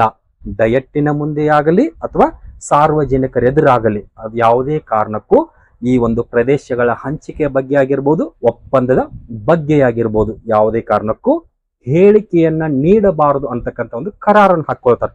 ಹೀಗೆ ಒಟ್ಟಾರೆಯಾಗಿ 1865ರ ಗ್ಯಾಸ್ಟಿನ್ ಒಪ್ಪಂದದಿಂದಾಗಿ ಶೆಲ್ಸ್ವಿಗ್ ಅಂತಕ್ಕಂಥ ಪ್ರದೇಶ ಪ್ರಷ್ಯಾದ ಅಧೀನಕ್ಕೆ ಬರತೈತಿ. ಹೋಲ್ಸ್ಟೈನ್ ಅಂತಕ್ಕಂಥ ಪ್ರದೇಶ ಆಸ್ಟ್ರಿಯಾದ ಅಧೀನಕ್ಕೆ ಒಳಪಡತೈತಿ. ಹೀಗೆ ಇದು ಬಿಸ್ಮಾರ್ಕನ ವಿದೇಶಾಂಗ ನೀತಿಯನ್ನು ನೋಡುವಾಗ ಅಲ್ಲಿ ಆತ ಕೈಗೊಂಡಂತಹ ಮೊದಲ ಯುದ್ಧ ಯಾವ್ದ್ರಿ? ಡೆನ್ಮಾರ್ಕಿನೊಡನೆ ಯುದ್ಧ 1864. ಇನ್ನು ನೆಕ್ಸ್ಟ್ ಡೆನ್ಮಾರ್ಕಿನೊಡನೆ ಯುದ್ಧವನ್ನು ನೋಡಿದ ನಂತರ ಬಿಸ್ಮಾರ್ಕ್ ಕೈಗೊಂಡಂತಹ ಎರಡನೇ ಯುದ್ಧ ಯಾವಪ್ಪ ಅಂದ್ರ ಆಸ್ಟ್ರೋ ಪ್ರಷಿಯನ್ ಯುದ್ಧ. ಇಲ್ಲಿ ಆಸ್ಟ್ರೋ ಪ್ರಷಿಯನ್ ಯುದ್ಧ ಎಂದರೆ ಆಸ್ಟ್ರಿಯಾ ಮತ್ತು ಪ್ರಷ್ಯಾಗಳ ಮಧ್ಯೆ ಕಂಡು ಬರತಕ್ಕಂತ ಯುದ್ಧ. ಈ ಯುದ್ಧ ಯಾವಾಗ ನಡೀತಪ್ಪ ಅಂದ್ರೆ 1866ರಲ್ಲಿ ನಡೆಯುತ್ತೆ. ಹೀಗಾಗಿ 1866ರಲ್ಲಿ ಕಂಡು ಬರ್ತಕ್ಕಂಥ ಈ ಆಸ್ಟ್ರೋ ಪ್ರಷಿಯನ್ ಯುದ್ಧ ಯಾವ ಕಾರಣದ ಹಿನ್ನೆಲೆಯಲ್ಲಿ ನಡೆದಿತ್ತಪ್ಪ ಅಂತಂದ್ರೆ 1865ರಲ್ಲಿ ಮಾಡಿಕೊಂಡಂತಹ ಗ್ಯಾಸ್ಟಿನ್ ಒಪ್ಪಂದದಲ್ಲಿ ಕಂಡು ಬರ್ತಕ್ಕಂತಹ ಅಸಮಾಧಾನದಿಂದಾಗಿ ಈ ಒಂದು ಆಸ್ಟ್ರೋ ಪ್ರಷಿಯನ್ ಯುದ್ಧ ಆರಂಭ ಆಯ್ತು ಅಂತ ಹೇಳ್ಬೋದು. ಹಾಗಾದ್ರೆ ಆಸ್ಟ್ರಿಯಾ ಮತ್ತು ಪ್ರಷ್ಯಾಗಳ ಮಧ್ಯೆ ಈ ಯುದ್ಧ ಆರಂಭವಾಗಲಿಕ್ಕೆ ಕಾರಣ ಗ್ಯಾಸ್ಟಿನ್ ಒಪ್ಪಂದದಲ್ಲಿ ಕಂಡು ಬರ್ತಕ್ಕಂತಹ ಅಸಮಾಧಾನ. ಹಾಗಾದ್ರೆ ಯಾವ ರೀತಿ ಅಸಮಾಧಾನಪ್ಪ ಅಂತಂದ್ರೆ ಡೆನ್ಮಾರ್ಕ್ ಅನ್ನು ಸೋಲಿಸಿ 2 ಪ್ರದೇಶಗಳನ್ನ ಪಡ್ಕೊಂಡಿರ್ತಾರೆ. ಒಂದು ಶೆಲ್ಸ್ವಿಗ್, ಇನ್ನೊಂದು ಹೋಲ್ಸ್ಟೈನ್. ಈ 2 ಪ್ರದೇಶಗಳ ಪೈಕಿ ಹೋಲ್ಸ್ಟೈನ್ ಪ್ರದೇಶವನ್ನ ಶೆಲ್ಸ್ವಿಗ್ಗೆ ಹೋಲಿಕೆ ಮಾಡಿಕೊಂಡಾಗ ಅದು ಅಷ್ಟೊಂದು ಸಂಪತ್ತು ಭರಿತವಾಗಿರುವುದಿಲ್ಲ. ಅಂದ್ರೆ ಇದನ್ನ ನೇರವಾಗಿ ಹೆಂಗೆ ಹೋದ್ರಿ, ಶೆಲ್ಸ್ವಿಗ್ ಅಂತಕ್ಕಂಥ ಪ್ರದೇಶ ಹೋಲ್ಸ್ಟೈನ್ ಪ್ರದೇಶಕ್ಕಿಂತಲೂ ಏನಾಗಿರತ್ರಿ, ಸಂಪತ್ ಭರಿತವಾಗಿರುತ್ತೆ. ಹೀಗಾಗಿ ಈ ಸಂಪತ್ ಭರಿತ ಪ್ರದೇಶ ಪ್ರಷ್ಯಾದ ಅಧೀನದಲ್ಲಿರುತ್ತೆ. ಇನ್ನು ಶೆಲ್ಸ್ವಿಗ್ಗಿಂತಲೂ ಕಡಿಮೆ ಸಂಪತ್ ಭರಿತವಾದಂತ ಪ್ರದೇಶ ಹೋಲ್ಸ್ಟೈನ್ ಯಾರ ಬಳಿ ಇರ್ತತ್ರಿ, ಈ ಆಸ್ಟ್ರಿಯಾದ ಬಳಿ ಇರುತ್ತೆ. ಜೊತೆಗೆ ಆ ಹೋಲ್ಸ್ಟೈನ್ ಪ್ರದೇಶದ ಸುತ್ತಲೂ ಅಂತ ಬಂದಾಗ ಏನಾಗಿರತ್ರಿ, ಅಲ್ಲಿ ಜರ್ಮನಿಯ ರಾಜ್ಯಗಳು ಕಂಡು ಬರ್ತಾವ. ಹೀಗಾಗಿ ಆಸ್ಟ್ರಿಯಾದ ಅಧೀನಕ್ಕೆ ಒಳಪಟ್ಟಂತ ಹೋಲ್ಸ್ಟೈನ್ ಪ್ರದೇಶ ಅದು ಕಡಿಮೆ ಸಂಪತ್ತನ್ನ ಹೊಂದಿರತಕ್ಕಂಥ ಪ್ರದೇಶ ಆಗಿರತ್ತೆ. ಜೊತೆಗೆ ಅದರ ಸುತ್ತಲೂ ಜರ್ಮನಿಯ ರಾಜ್ಯಗಳಿರ್ತಾವ. ಆ ಜರ್ಮನಿಯ ರಾಜ್ಯಗಳಿಗೆ ಈ ಬಿಸ್ಮಾರ್ಕ್ ಏನ್ ಮಾಡ್ತಿರ್ತಾನಪ್ಪ ಅಂದ್ರೆ ಆಸ್ಟ್ರಿಯಾದ ವಿರುದ್ಧ ದಂಗೆ ಏಳುವಂತೆ ಪ್ರಚೋದಿಸ್ತಿರ್ತಾನೆ. ಹೀಗಾಗಿ ಈ ಹಿನ್ನೆಲೆಯಲ್ಲಿ ಗ್ಯಾಸ್ಟಿನ್ ಒಪ್ಪಂದದ ಪ್ರಕಾರವಾಗಿ ಕಂಡು ಬರ್ತಕ್ಕಂಥ ಆ ಪ್ರದೇಶಗಳ ಹಂಚಿಕೆ ಹಿನ್ನೆಲೆಯಲ್ಲಿ ಪ್ರಷ್ಯಾದ ವಿರುದ್ಧ ಆಸ್ಟ್ರಿಯಾಕ್ಕೆ ಏನಾಗಿರತ್ರಿ, ಅಸಮಾಧಾನ ಇರುತ್ತೆ. ಈ ಅಸಮಾಧಾನದ ಹಿನ್ನೆಲೆಯಲ್ಲಿ ಯಾವ ಯುದ್ಧ ಆರಂಭಕ್ಕೈತ್ರಿ, ಆಸ್ಟ್ರೋ ಪ್ರಷಿಯನ್ ಯುದ್ಧ. ಹೀಗಾಗಿ ಈ ಹಿನ್ನೆಲೆಯಲ್ಲಿ ತಾನು ಸಂಪತ್ತು ಭರಿತ ಪ್ರದೇಶ ಇಟ್ಟುಕೊಂಡು ನನಗೆ ಕಡಿಮೆ ಸಂಪತ್ತಿನ ಪ್ರದೇಶವನ್ನ ಕೊಟ್ಟಿದೆ ಅಂತ ತಿಳಿದುಕೊಂಡು ಈ ಹೋಲ್ಸ್ಟೈನ್ ಪ್ರದೇಶದಲ್ಲಿ ಕಂಡು ಬರ್ತಕ್ಕಂತಹ ಅಗಸ್ಟೈನ್ ಬರ್ಗ್ ಡ್ಯೂಕನ ಒಂದು ಉತ್ತರಾಧಿಕಾರವನ್ನ ಈ ಆಸ್ಟ್ರಿಯಾ ವಿರೋಧ ಮಾಡೋದು. ಕಾರಣ ಏನಪ್ಪಾ ಅಂತಂದ್ರ ಆ ಹೋಲ್ಸ್ಟೈನ್ ಪ್ರದೇಶ ಈ ಸಂದರ್ಭದಲ್ಲಿ ಆಸ್ಟ್ರಿಯಾದ ಅಧೀನಕ್ಕೆ ಒಳಪಟ್ಟರೂ ಕೂಡ ಅಲ್ಲಿ ಸ್ವತಂತ್ರವಾದಂತ ಅಂದ್ರೆ ಪ್ರಷ್ಯಾದ ಪರವಾದಂತ ಒಂದು ವ್ಯಕ್ತಿ ಇರ್ತಾನೆ, ಅಗಸ್ಟೈನ್ ಬರ್ಗ್ ಡ್ಯೂಕ್ ಅಂತಕ್ಕಂಥ ವ್ಯಕ್ತಿ. ಇವನಿಗೆ ಬಿಸ್ಮಾರ್ಕ್ನ ಬೆಂಬಲ ಇರುತ್ತೆ. ಆದ್ರ ಈ ಅಗಸ್ಟೈನ್ ಡ್ಯೂಕ್ನನ್ನ ಈ ಆಸ್ಟ್ರಿಯಾ ಏನ್ ಮಾಡ್ತಿರತ್ರಿ, ವಿರೋಧ ಮಾಡ್ತಿರತ್ತೆ. ಹೀಗಾಗಿ ಈ ಹಿನ್ನೆಲೆಯಲ್ಲಿ ಈ ಒಂದು ಪ್ರದೇಶಗಳ ಹಂಚಿಕೆಯಲ್ಲಿ ಕಂಡು ಬರತಕ್ಕಂಥ ಅಸಮಾಧಾನದ ಹಿನ್ನೆಲೆಯಲ್ಲಿ ಈ ಒಂದು ಆಸ್ಟ್ರಿಯಾ ಮತ್ತು ಪ್ರಷ್ಯಾಗಳು ಏನಾಕಪ್ಪ ಅಂತಂದ್ರೆ ಯುದ್ಧವನ್ನು ಆರಂಭಿಸ್ತಾವು. ಇದೇ ಸಂದರ್ಭದಲ್ಲಿ ಬಿಸ್ಮಾರ್ಕನಿಗೂ ಕೂಡ ಅವನು ಮೊದಲೇ ಯುದ್ಧವನ್ನ ಅವಲಂಬಿಸಿದ ವ್ಯಕ್ತಿ. ಹೀಗಾಗಿ ಯಾವುದಾದರೂ ಒಂದು ನೆಪದಲ್ಲಿ ಆಸ್ಟ್ರಿಯಾ ನನ್ನೊಂದಿಗೆ ಯುದ್ಧ ಮಾಡ್ಬೇಕಂತ ಕಾಯ್ತಿರ್ತಾನೆ. ಒಂದ್ ರೀತಿ ಕೆಣಿಕಿ ಜಗಳಕ್ಕೆ ನಿಂತಿರ್ತಾನ ಯಾರ್ರೀ, ಬಿಸ್ಮಾರ್ಕ್. ಯಾಕೆ ಹೇಳ್ರಿ, ಆಸ್ಟ್ರಿಯಾದ ಅಧೀನದಲ್ಲಿ ಕೇವಲ ಈಗ ಹೋಲ್ಸ್ಟೈನ್ ಪ್ರದೇಶ ಮಾತ್ರ ಇಲ್ಲ, ಜರ್ಮನಿಗೆ ಸಂಬಂಧಿಸಿದ ಪ್ರಮುಖ ಪ್ರದೇಶಗಳು ಆಸ್ಟ್ರಿಯಾದಲ್ಲಿ ಇದಾವ. ಯಾವ್ರಿ, 39 ರಾಜ್ಯಗಳನ್ನ ಒಳಗೊಂಡಂತ ಆ ರೈನ್ ಒಕ್ಕೂಟ ಯಾರ ಅಧೀನದಲ್ಲಿತ್ರಿ, ಆಸ್ಟ್ರಿಯಾದ ಅಧೀನದಲ್ಲಿತ್ತು. ಹಾಗಾದ್ರೆ ಜರ್ಮನಿಯ ಏಕೀಕರಣವನ್ನು ಪೂರ್ತಿಗೊಳಿಸ್ಬೇಕಂದ್ರೆ ಆತ ಏನನ್ನ ಪಡ್ಕೊಳ್ಬೇಕ್ರಿ, ಆ ರೈನ್ ಒಕ್ಕೂಟ ಪ್ರದೇಶವನ್ನು ಪಡ್ಕೊಳ್ಬೇಕು. ಹಾಗಾದ್ರೆ ರೈನ್ ಒಕ್ಕೂಟ ಪ್ರದೇಶವನ್ನು ಪಡ್ಕೊಳ್ಬೇಕಂದ್ರೆ ಯಾರೊಂದಿಗೆ ಯುದ್ಧ ಕೈಗೊಳ್ಬೇಕ್ರಿ, ಆಸ್ಟ್ರಿಯಾದೊಂದಿಗೆ ಯುದ್ಧ ಕೈಗೊಳ್ಬೇಕು. ಹೀಗಾಗಿ ಈ ಹಿನ್ನೆಲೆಯಲ್ಲಿ ಆ ಗ್ಯಾಸ್ಟಿನ್ ಒಪ್ಪಂದದಲ್ಲಿ ಕಂಡು ಬರ್ತಕ್ಕಂಥ ಅಸಮಾಧಾನದ ಹಿನ್ನೆಲೆಯಲ್ಲಿ ಎಚ್ಚೆತ್ತುಕೊಂಡಂತ ಬಿಸ್ಮಾರ್ಕ್ ಏನ್ ಮಾಡ್ತಾನ್ರಿ, ಆಸ್ಟ್ರಿಯಾವನ್ನ ಏಕಾಂಗಿಯಾಗಿಸುವ ಸಲುವಾಗಿ ಆತ ವಿದೇಶಗಳೊಂದಿಗೆ ಒಳ ಒಪ್ಪಂದಕ್ಕೆ ಸಿದ್ಧಕನ. ಯಾಕಪ್ಪ ಅಂದ್ರ ಆಸ್ಟ್ರಿಯಾ ಯಾವುದೇ ಸಮಯದಲ್ಲಾದರೂ ನನ್ನ ಮೇಲೆ ದಾಳಿ ಮಾಡಬಹುದು. ಹೀಗಾಗಿ ಮುನ್ನೆಚ್ಚರಿಕೆಗೊಂಡಂತಹ ಈ ಬಿಸ್ಮಾರ್ಕ್ ಏನ್ ಮಾಡ್ತಾನಪ್ಪ ಅಂದ್ರ ಆಸ್ಟ್ರಿಯಾವನ್ನ ಒಬ್ಬಂಟಿಯಾಗಿಸುವ ಸಲುವಾಗಿ ಆಸ್ಟ್ರಿಯಾದ ಬದಿಯಲ್ಲಿ ಕಂಡು ಬರ್ತಕ್ಕಂಥ ಬಲಿಷ್ಠ ರಾಷ್ಟ್ರಗಳು ಇಂಗ್ಲೆಂಡ್ ಆಗಿರ್ಬೋದು, ಫ್ರಾನ್ಸ್ ಆಗಿರ್ಬೋದು, ರಷ್ಯಾ ಆಗಿರ್ಬೋದು, ಇಟಲಿ ಆಗಿರ್ಬೋದು, ಹೀಗೆ ಈ ರಾಷ್ಟ್ರಗಳೊಂದಿಗೆ ಏನ್ ಮಾಡ್ತಾನಪ್ಪ ಅಂದ್ರ ಒಳ ಮೈತ್ರಿಯನ್ನು ಮಾಡಿಕೋತಾನ. ಅದರಲ್ಲಿ ಆರಂಭಿಕವಾಗಿ ಇಂಗ್ಲೆಂಡಿನೊಂದಿಗೆ ಒಂದು ಮೈತ್ರಿಯನ್ನು ಮಾಡ್ಕೋತಾನ. ಅಂದ್ರ ಆಸ್ಟ್ರಿಯಾ ಮತ್ತು ನನ್ನ ಮಧ್ಯೆ ಯುದ್ಧ ನಡೆದಾಗ ಇಂಗ್ಲೆಂಡ್ ತಟಸ್ಥವಾಗಿರ್ಬೇಕಂತ ಒಳ ಒಪ್ಪಂದವನ್ನು ಮಾಡಿಕೋತಾನೆ. ಅದಕ್ಕೆ ಇಂಗ್ಲೆಂಡ್ ಸೂಚಿಸುತ್ತೆ. ಕಾರಣ ಏನಪ್ಪಾ ಅಂದ್ರೆ ಈ ಮುಂಚೆಯೇ ಇಂಗ್ಲೆಂಡ್ ಪ್ರಷ್ಯಾದ ಮಿತ್ರ ರಾಷ್ಟ್ರವಾಗಿರೋದ್ ಕಾರಣ ಜಾಲ್ವೇರಿನಿ ಎಂಬ ಸುಂಕದ ಒಕ್ಕೂಟ ಅಸ್ತಿತ್ವಕ್ಕೆ ಬಂದಿದ್ದನ್ನ ಗಮನಿಸಿರ್ತಕ್ಕಂಥ ಇಂಗ್ಲೆಂಡ್ ಅದರ ಏಕ ಪ್ರಕಾರದ ಸುಂಕ ವ್ಯವಸ್ಥೆಯನ್ನು ಮೆಚ್ಚಿಕೊಂಡಿರುತ್ತೆ. ಈ ಕಾರಣದಿಂದಾಗಿ ಆಲ್ರೆಡಿ ಈ ಇಂಗ್ಲೆಂಡ್ ಎಂಬುದು ಪ್ರಷ್ಯಾದ ಒಂದು ಮಿತ್ರ ರಾಷ್ಟ್ರವಾಗಿರುತ್ತೆ. ಹೀಗಾಗಿ ಈ ಸಂದರ್ಭದಲ್ಲಿ ನಾವು ತಟಸ್ಥವಾಗಿರುತ್ತೆ ಅಂತ ಹೇಳ್ತಾರೆ. ಅಂದ್ರೆ ಆಸ್ಟ್ರಿಯಾದ ಬೆಂಬಲಕ್ಕೆ ಬರುವುದಿಲ್ಲ. ನೆಕ್ಸ್ಟ್, ಇಂಗ್ಲೆಂಡಿನೊಂದಿಗೆ ಒಳ ಒಪ್ಪಂದ ಮಾಡಿಕೊಂಡಂತಹ ಇದೇ ಬಿಸ್ಮಾರ್ಕ್ ನಂತರದಲ್ಲಿ ಏನ್ ಮಾಡ್ತಾನಪ್ಪ ಅಂದ್ರೆ ರಷ್ಯಾದೊಂದಿಗೆ ಒಂದು ಒಪ್ಪಂದವನ್ನು ಮಾಡಿಕೋತಾನ. ಆ ಸಮಯಕ್ಕೆ ರಷ್ಯಾದಲ್ಲಿ ಜಾರ್ ದರಿಗಳು, ಒಂದನೇ ಜಾರ್ ನಿಕೋಲಸ್ ಇರ್ತಾನೆ. ಅವನೊಂದಿಗೆ ಏನಂತ ಮಾಡ್ಕೋತಾನಪ್ಪ ಅಂತಂದ್ರ ಆಸ್ಟ್ರಿಯಾ ಮತ್ತು ನನ್ನ ಮಧ್ಯೆ ಯುದ್ಧ ನಡೆಯುವಾಗ ನೀನು ತಟಸ್ಥವಾಗಿರ್ಬೇಕು. ಅದಕ್ಕೆ ರಷ್ಯಾ ಒಪ್ಪೋದು. ಯಾಕೆ ಒಪ್ಪೋದಪ್ಪ ಅಂದ್ರೆ ಈ ಮುಂಚೆಯೇ ರಷ್ಯಾಗೆ ಸಹಾಯ ಮಾಡಿರುತ್ತೆ. ಅಂದ್ರೆ ರಷ್ಯಾ ಮತ್ತು ಪೋಲೆಂಡಿನ ಮಧ್ಯೆ ಯುದ್ಧಗಳು ನಡೆದಿರ್ತಾವ. ಹೀಗಾಗಿ ಪೋಲೆಂಡಿನ ವಿರುದ್ಧ ರಷ್ಯಾ ಯುದ್ಧವನ್ನ ಕೈಗೊಂಡಾಗ ರಷ್ಯಾಗೆ ಈ ಪ್ರಷ್ಯಾ ಏನ್ ಮಾಡಿರತ್ರಿ, ಸೈನಿಕ ಸಹಾಯವನ್ನ ಮಾಡಿರತ್ತೆ. ಪ್ರಷ್ಯಾ ಅಂತ ಕನ್ಫ್ಯೂಸ್ ಆಗಬೇಡಿ. ರಷ್ಯಾ ಬೇರೆ, ಪ್ರಷ್ಯಾ ದೇಶ ಬೇರೆ. ಇಲ್ಲಿ ಪ್ರಷ್ಯಾ ಅಂತ ನಿಮಗೆ ಕನ್ಫ್ಯೂಸ್ ಆಗಿತ್ತಂದ್ರ ಜರ್ಮನಿ ಅಂತ ನೆನಪಿಟ್ಕೊಡ್ರಿ. ಕಾರಣ ಏನಪ್ಪಾ ಅಂದ್ರೆ ಜರ್ಮನಿ ಏಕೀಕರಣಗೊಂಡ ನಂತರ ಪ್ರಷ್ಯಾವು ಸಹ ಇಲ್ಲೇ ಒಂದುಗೂಡೋದು. ಹೀಗಾಗಿ ಇಲ್ಲಿ ಬಿಸ್ಮಾರ್ಕ್ ಅಂತಕ್ಕಂಥ ವ್ಯಕ್ತಿ ಈ ಮುಂಚೆ ರಷ್ಯಾಗೆ ಸಹಾಯ ಮಾಡಿರ್ತಾನೆ. ಯಾವ ಸಂದರ್ಭದಲ್ಲಿ ಪೋಲೆಂಡ್ ಮತ್ತು ರಷ್ಯಾಗಳ ಮಧ್ಯೆ ಯುದ್ಧ ನಡೆದಿರ್ತಾವ ಆ ಸಂದರ್ಭದಲ್ಲಿ ಪೋಲೆಂಡ್ ಅನ್ನ ಮಣಿಸಲಿಕ್ಕೆ ರಷ್ಯಾಗೆ ಬಿಸ್ಮಾರ್ಕ್ ಏನ್ ಮಾಡಿರ್ತಾನೆ, ಸೈನಿಕ ಸಹಾಯವನ್ನು ಮಾಡಿರ್ತಾನೆ. ಹೀಗಾಗಿ ಆ ಹಿನ್ನೆಲೆಯಲ್ಲಿ ರಷ್ಯಾವು ಸಹ ಇಲ್ಲಿ ಬಿಸ್ಮಾರ್ಕ್ನಿಗೆ ಬೆಂಬಲ ಕೊಡುತ್ತೆ. ಅಂದ್ರೆ ಆಸ್ಟ್ರಿಯಾ ನಿನ್ನ ಮೇಲೆ ದಾಳಿ ಮಾಡಿ ನೀವಿಬ್ರು ಯುದ್ಧ ಮಾಡತ್ತಿದ್ರ ನಾವು ನಿಮಗೆ ಅವಶ್ಯಕತೆ ಬಿದ್ರೆ ಸೈನಿಕ ನೆರವನ್ನು ನೀಡುತ್ತು, ಜೊತೆಗೆ ನಾವು ತಟಸ್ಥವಾಗಿರುತ್ತೆ ಅಂತ ಹೇಳ್ತಾವ. ಹೀಗೆ ಆರಂಭದಲ್ಲಿ ಇಂಗ್ಲೆಂಡಿನೊಂದಿಗೆ ಮಾಡ್ಕೋತಾನು, ನಂತರದಲ್ಲಿ ರಷ್ಯಾದೊಂದಿಗೆ ಮಾಡಿಕೋತಾನು. ಇದಾದ ಬಳಿಕ ಏನ್ ಮಾಡ್ತಪ್ಪ ಅಂದ್ರೆ ಫ್ರಾನ್ಸಿನೊಂದಿಗೆ ಒಪ್ಪಂದವನ್ನು ಮಾಡಿಕೋತಾನೆ. ಹೀಗಾಗಿ ಈ ಸಂದರ್ಭದಲ್ಲಿ ಫ್ರಾನ್ಸಿನಲ್ಲಿ 3ನೇ ನೆಪೋಲಿಯನ್ ಅಧಿಕಾರ ನಡೆಸಿರ್ತಾನೆ. ಹೀಗಾಗಿ ಆ 3ನೇ ನೆಪೋಲಿಯನ್ 1865 ಅಕ್ಟೋಬರ್ನಲ್ಲಿ ಬಿಯರಿಟ್ಜ್ ಎಂಬಲ್ಲಿ ಭೇಟಿ ಹಾಕಂಡ್ ಯಾರ್ರಿ, ಬಿಸ್ಮಾರ್ಕ್. ಯಾರನ್ನ? ಫ್ರಾನ್ಸಿನ ದೊರೆಯಾದಂತಹ 3ನೇ ನೆಪೋಲಿಯನ್ 1865 ಅಕ್ಟೋಬರ್ ತಿಂಗಳಿನಲ್ಲಿ ಬಿಯರಿಟ್ಜ್ ಎಂಬಲ್ಲಿ ಸಂಧಿಸಿ ಅವನೊಂದಿಗೆ ಮಾತುಕತೆಯನ್ನು ನಡೆಸ್ತಾನೆ. ಏನಂತ ನಡೆಸ್ತಾನಪ್ಪ ಅಂದ್ರೆ ಆಸ್ಟ್ರಿಯಾ ಮತ್ತು ನನ್ನ ಮಧ್ಯೆ ಯುದ್ಧ ಸಂಭವಿಸುತ್ತದೆ. ಆ ಯುದ್ಧ ನಡೆದಂತ ಸಂದರ್ಭದಲ್ಲಿ ನೀನು ನನಗೆ ಸೈನಿಕ ಸಹಾಯ ಮಾಡಬೇಕು, ಜೊತೆಗೆ ತಟಸ್ಥವಾಗಿರ್ಬೇಕು. ಹೀಗೆ ನೀನು ತಟಸ್ಥವಾಗಿದ್ದಿದ್ದೆ ಆದ್ರೆ ನಾನು ನಿನಗೆ ಆಸ್ಟ್ರಿಯಾವನ್ನ ಸೋಲಿಸಿದ ನಂತರ ಅದರಿಂದ ಬಂದಂತ ಕೆಲವೊಂದಿಷ್ಟು ಪ್ರದೇಶಗಳನ್ನ ಮತ್ತು ಹಣದ ಸಹಾಯವನ್ನ ಮಾಡುವನಂತೇಳಿ ಒಂದು ಒಳ ಒಪ್ಪಂದವನ್ನ ಅಥವಾ ಮಾತುಕತೆಯನ್ನು ಮಾಡಿಕೊಳ್ತಾನೆ. ಯಾರೊಂದಿಗೆ ರೀ? 3ನೇ ನೆಪೋಲಿಯನ್ ಒಂದಿಗೆ. ಇಲ್ಲಿ 3ನೇ ನೆಪೋಲಿಯನ್ ಒಂದ್ ರೀತಿ ಮುಂದಾಲೋಚನೆ ಮಾಡ್ತಾನೆ. ಹೆಂಗಪ್ಪ ಅಂತಂದ್ರ ಆಸ್ಟ್ರಿಯಾ ಮತ್ತು ಬಿಸ್ಮಾರ್ಕನ ಮಧ್ಯೆ, ಬಿಸ್ಮಾರ್ಕ್ ಅಂತ ಪ್ರಷ್ಯಾ ರೀ, ದೀರ್ಘಕಾಲದ ಯುದ್ಧ ನಡೆಯಬಹುದು. ಆ ದೀರ್ಘಕಾಲದ ಯುದ್ಧದಲ್ಲಿ ಪ್ರಷ್ಯಾ ಸೋತು ಅದರ ಶಕ್ತಿ ಕುಂದಬಹುದು ಅಂತ ತನ್ನದೇ ಆದಂತ ಒಂದು ಎಣಿಕೆ ಹಾಕ್ತಾನ. ಯಾರೀ? 3ನೇ ನೆಪೋಲಿಯನ್. ಈ ಹಿನ್ನೆಲೆಯಲ್ಲಿ ಬಿಸ್ಮಾರ್ಕ್ ಮಾಡಿಕೊಂಡಂತಹ ಆ ಒಪ್ಪಂದಕ್ಕೆ ಅವನು ಒಪ್ಪಿಗೆ ಸೂಚಿಸ್ತಾನೆ. ನಾನು ಯಾವುದೇ ಕಾರಣಕ್ಕೂ ನಿಮ್ಮ ಮಧ್ಯೆ ಹಸ್ತಕ್ಷೇಪ ಮಾಡುವುದಿಲ್ಲ, ಅವಶ್ಯಕತೆ ಬಿದ್ದರೆ ಸೈನಿಕ ಸಹಾಯ ಮಾಡ್ತಾನೆ, ಇಲ್ಲದಿದ್ರೆ ನಾನು ತಟಸ್ಥವಾಗಿರುತ್ತೇನೆ ಅಂತ ಒಪ್ಪಿಗೆಯನ್ನು ಸೂಚಿಸ್ತಾನೆ. ಹೀಗೆ ಆರಂಭದಲ್ಲಿ ಇಂಗ್ಲೆಂಡ್, ನಂತರದಲ್ಲಿ ರಷ್ಯಾ, ನಂತರದಲ್ಲಿ ಫ್ರಾನ್ಸ್, ಹೀಗೆ ಈ 3 ರಾಷ್ಟ್ರಗಳೊಂದಿಗೆ ಮಾಡಿಕೊಂಡ ನಂತರ ಇನ್ನು ಉಳಿದಂತೆ ಇಟಲಿಯೊಂದಿಗೆ ಮಾಡಿಕೊಳ್ತಾನೆ. ಇಟಲಿಯೊಂದಿಗೆ ಯಾಕೆ ಮಾಡ್ಕೊಳ್ತಾನಪ್ಪ ಅಂದ್ರೆ ಇದೇ ಸಮಯಕ್ಕೆ ಒಂದ್ ಕಡೆ ಇಟಲಿ ಏಕೀಕರಣವೂ ಆರಂಭ ಆಗಿರುತ್ತೆ. ಹೀಗಾಗಿ ಆ ಇಟಲಿ ಏಕೀಕರಣ ಸಂದರ್ಭದಲ್ಲಿ ಈ 1866 ಹೊತ್ತಿಗೆ ರೋಮ್ ಮತ್ತು ವೆನಿಷಿಯಾನು ಬಿಟ್ಟು ಇಟಲಿ ಏಕೀಕರಣಗೊಂಡಿರುತ್ತೆ. ಹೀಗಾಗಿ ಇಟಲಿಗೆ ಸಂಬಂಧಿಸಿದ ವೆನಿಷಿಯಾ ಪ್ರದೇಶ ಈ ಸಂದರ್ಭದಲ್ಲಿ ಯಾರ ಬಳಿ ಇರತ್ರಿ?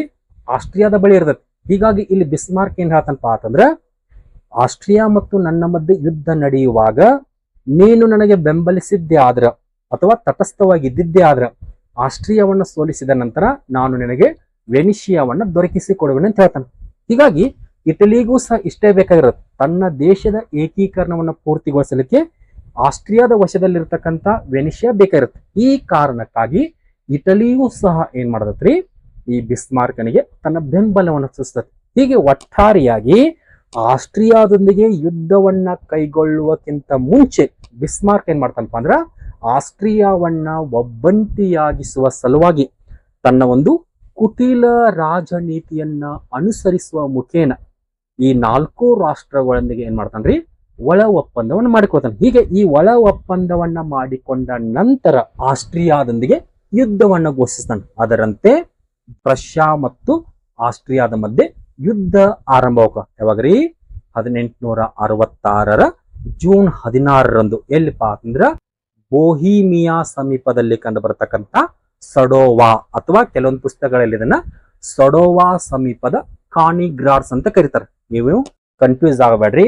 ಸಡೋವಾ ಕದನಂತ ಆದ್ರೆ ನೆನಪಿಟ್ಟುಕೊಡ್ರಿ ಅಥವಾ ಕಾನಿಗ್ರಾಡ್ಸ್ ಕದನಂತ ಆದ್ರೆ ನೆನಪಿಟ್ಟುಕೊಡ್ರಿ. ಒಟ್ಟಾರೆಯಾಗಿ ಒಟೋ ವಾನ್ ಬಿಸ್ಮಾರ್ಕ್ ಏನ್ ಮಾಡ್ತಾನಪ್ಪ ಅಂದ್ರ, ತನ್ನ ಒಂದು ಬಲಿಷ್ಠ ಸೈನ್ಯದ ಮುಖೇನ ಜೂನ್ 16, 1866ರಲ್ಲಿ ಸಡೋವಾ ಎಂಬಲ್ಲಿ ಆಸ್ಟ್ರಿಯಾದ ಮೇಲೆ ದಾಳಿ ಮಾಡ್ತಾನೆ ಅಥವಾ ಕಾನಿಗ್ರಾಡ್ಸ್ ಎಂಬಲ್ಲಿ ಆಸ್ಟ್ರಿಯಾದ ಮೇಲೆ ದಾಳಿ ಮಾಡ್ತಾನೆ. ಹೀಗೆ 1866 ಜೂನ್ 16ರಂದು ಸಡೋವಾ ಅಥವಾ ಕಾನಿಗ್ರಾಡ್ಸ್ ಎಂಬಲ್ಲಿ ನಡೆದ ಕದನದಲ್ಲಿ ಬಲಿಷ್ಠ ಸೇನೆಯನ್ನ ಹೊಂದಿರತಕ್ಕಂತಹ ಬಿಸ್ಮಾರ್ಕ್ ಆಸ್ಟ್ರಿಯಾವನ್ನ ಸೋಲಿಸ್ತಾನೆ. ಜೊತೆಗೆ ಈ ಒಂದು ಕದನ ಕೇವಲ 7 ವಾರದಲ್ಲಿ ಮುಕ್ತಾಯಗೊಂಡ ಕಾರಣಕ್ಕಾಗಿ ಈ ಕದನಕ್ಕೆ 7 ವಾರಗಳ ಕದನ ಅಂತಾದ್ರೂ ಕರೀತಾರೆ. ಹೀಗಾಗಿ ಈ ಆಸ್ಟ್ರಿಯಾ ಮತ್ತು ಪ್ರಷ್ಯಾ ಮಧ್ಯೆ ಕಂಡು ಬರ್ತಕ್ಕಂಥ ಕದನವನ್ನ 3 ಹೆಸರಿನಿಂದ ಸೂಚಿಸ್ತು. ಸಡೋವಾ ಕದನ ಅಂದ್ರೂ ಒಂದೇ, ಕಾನಿಗ್ರಾಡ್ಸ್ ಕದನ ಅಂದ್ರೂ ಒಂದೇ, ಅಥವಾ 7 ವಾರಗಳ ಅಥವಾ 7 ವಾರಗಳ ಕದನ ಅಂದ್ರೂ ಒಂದೇ. ಒಟ್ಟಾರೆಯಾಗಿ ಈ ಒಂದು ಕದನದಲ್ಲಿ ಅಂದ್ರೆ 1866 ಜುಲೈ ತಿಂಗಳಿನಲ್ಲಿ ಆಸ್ಟ್ರಿಯಾವನ್ನ ಸಂಪೂರ್ಣವಾಗಿ ಸೋಲಿಸ್ತಾನೆ. ಕನ್ಫ್ಯೂಸ್ ಆಗಬೇಡ್ರಿ. ಯುದ್ಧ ಆರಂಭವಾದದ್ದು 1866 ಜೂನ್ 16ರಂದು, ಒಂದೇ ದಿನಕ್ಕೆ ನಡೆದಿಲ್ಲ, 7 ವಾರ ನಡೀತು. ಅಂದ್ರ ಜುಲೈ ತಿಂಗಳಿನಲ್ಲಿ ಕೊನೆ ಆಕತಿ. ಕೊನೆಗೆ 1866 ಜುಲೈ ತಿಂಗಳಿನಲ್ಲಿ ಆಸ್ಟ್ರಿಯಾವನ್ನ ಸೋಲಿಸಿರ್ತಕ್ಕಂತಹ ಬಿಸ್ಮಾರ್ಕ್ ಏನ್ ಮಾಡ್ತಾನಪ್ಪ ಅಂತಂದ್ರ 1866 ಆಗಸ್ಟ್ 23ರಂದು ತನ್ನ ಕೈಯಲ್ಲಿ ಸೋತಿರ್ತಕ್ಕಂತಹ ಆಸ್ಟ್ರಿಯಾದೊಂದಿಗೆ ಫ್ರಾಗ್ ಎಂಬ ಒಪ್ಪಂದವನ್ನು ಮಾಡಿಕೊಳ್ತಾನೆ. ಹೀಗೆ ಈ ಫ್ರಾಗ್ ಒಪ್ಪಂದ ಏರ್ಪಡುವುದರೊಂದಿಗೆ ಆಸ್ಟ್ರೋ ಪ್ರಷ್ಯನ್ ಯುದ್ಧ ಮುಕ್ತಾಯಗೊಳ್ಳಬಹುದು. ಜೊತೆಗೆ ಆ ಫ್ರಾಗ್ ಒಪ್ಪಂದದಲ್ಲಿ ಆಸ್ಟ್ರಿಯಾದೊಂದಿಗೆ ಏನ್ ಮಾಡ್ತಾನಪ್ಪ ಅಂದ್ರ ಹಲವಾರು ಕರಾರುಗಳನ್ನ ಮಾಡಿಕೊಳ್ತಾನೆ. ಆ ಕರಾರುಗಳ ಬಗ್ಗೆ ನೋಡೋದಾದ್ರ ಮೊದಲ ಒಂದು ಕರಾರು, ಆಸ್ಟ್ರಿಯಾ ತಾನು ಜರ್ಮನಿಯಲ್ಲಿ ಹೊಂದಿರತಕ್ಕಂತ ಎಲ್ಲ ಹಕ್ಕು ಬಾಧ್ಯತೆಗಳನ್ನ ಮಾಡ್ತಪ್ಪ ಅಂದ್ರೆ ಬಿಟ್ಟು ಕೊಡೋದಕ್ಕೆ. ಅಂದ್ರೆ ತನ್ನ ವಶದಲ್ಲಿ ಇರ್ತಕ್ಕಂಥ 39 ರಾಜ್ಯಗಳ ರೈನ್ ಒಕ್ಕೂಟವನ್ನು ಬಿಟ್ಟು ಕೊಡೋದತಿ. ಜೊತೆಗೆ ಈ ಮುಂಚೆ ಪಡೆದುಕೊಂಡಂತ ಹೋಲ್ಸ್ಟೈನ್ ಪ್ರದೇಶವನ್ನು ಸೈನ್ ಮಾಡುತ್ತೆ ಅಂದ್ರೆ ಜರ್ಮನಿಗೆ ಅಥವಾ ಪ್ರಷ್ಯಾಗೆ ಬಿಟ್ಟು ಕೊಡೋದು. ನೆಕ್ಸ್ಟ್ ಎರಡನೇ ಒಂದು ಕರಾರು ಅಪ್ಪ ಅಂದ್ರೆ 27,000 ಚದರ ಮೈಲಿಯ ವಿಸ್ತೀರ್ಣ ಹಾಗೂ 50 ಲಕ್ಷ ಜನಸಂಖ್ಯೆಯನ್ನು ಹೊಂದಿರತಕ್ಕಂತ 5 ಪ್ರದೇಶಗಳನ್ನ ಬಿಟ್ಟು ಕೊಡುತ್ತೆ. ಉದಾಹರಣೆಗೆ ಶೆಲ್ಸ್ವಿಗ್ ಆಗಿರ್ಬೋದು, ಹೋಲ್ಸ್ಟೈನ್ ಆಗಿರ್ಬೋದು, ಫ್ರಾಂಕ್ಫರ್ಟ್ ಆಗಿರ್ಬೋದು, ಹ್ಯಾನೋವರ್ ಆಗಿರ್ಬೋದು, ಕ್ಯಾಸಲ್ ಆಗಿರ್ಬೋದು, ಹಸ್ಸೆ ಆಗಿರ್ಬೋದು. ಹೀಗೆ ಈ ರೀತಿಯಾದಂತ ಎಲ್ಲ ಪ್ರದೇಶಗಳನ್ನ ಆಸ್ಟ್ರಿಯಾ ಏನ್ ಮಾಡತ್ತಪ್ಪ ಅಂದ್ರೆ ಪ್ರಷ್ಯಾಗೆ ಬಿಟ್ಟು ಕೊಡೋದು.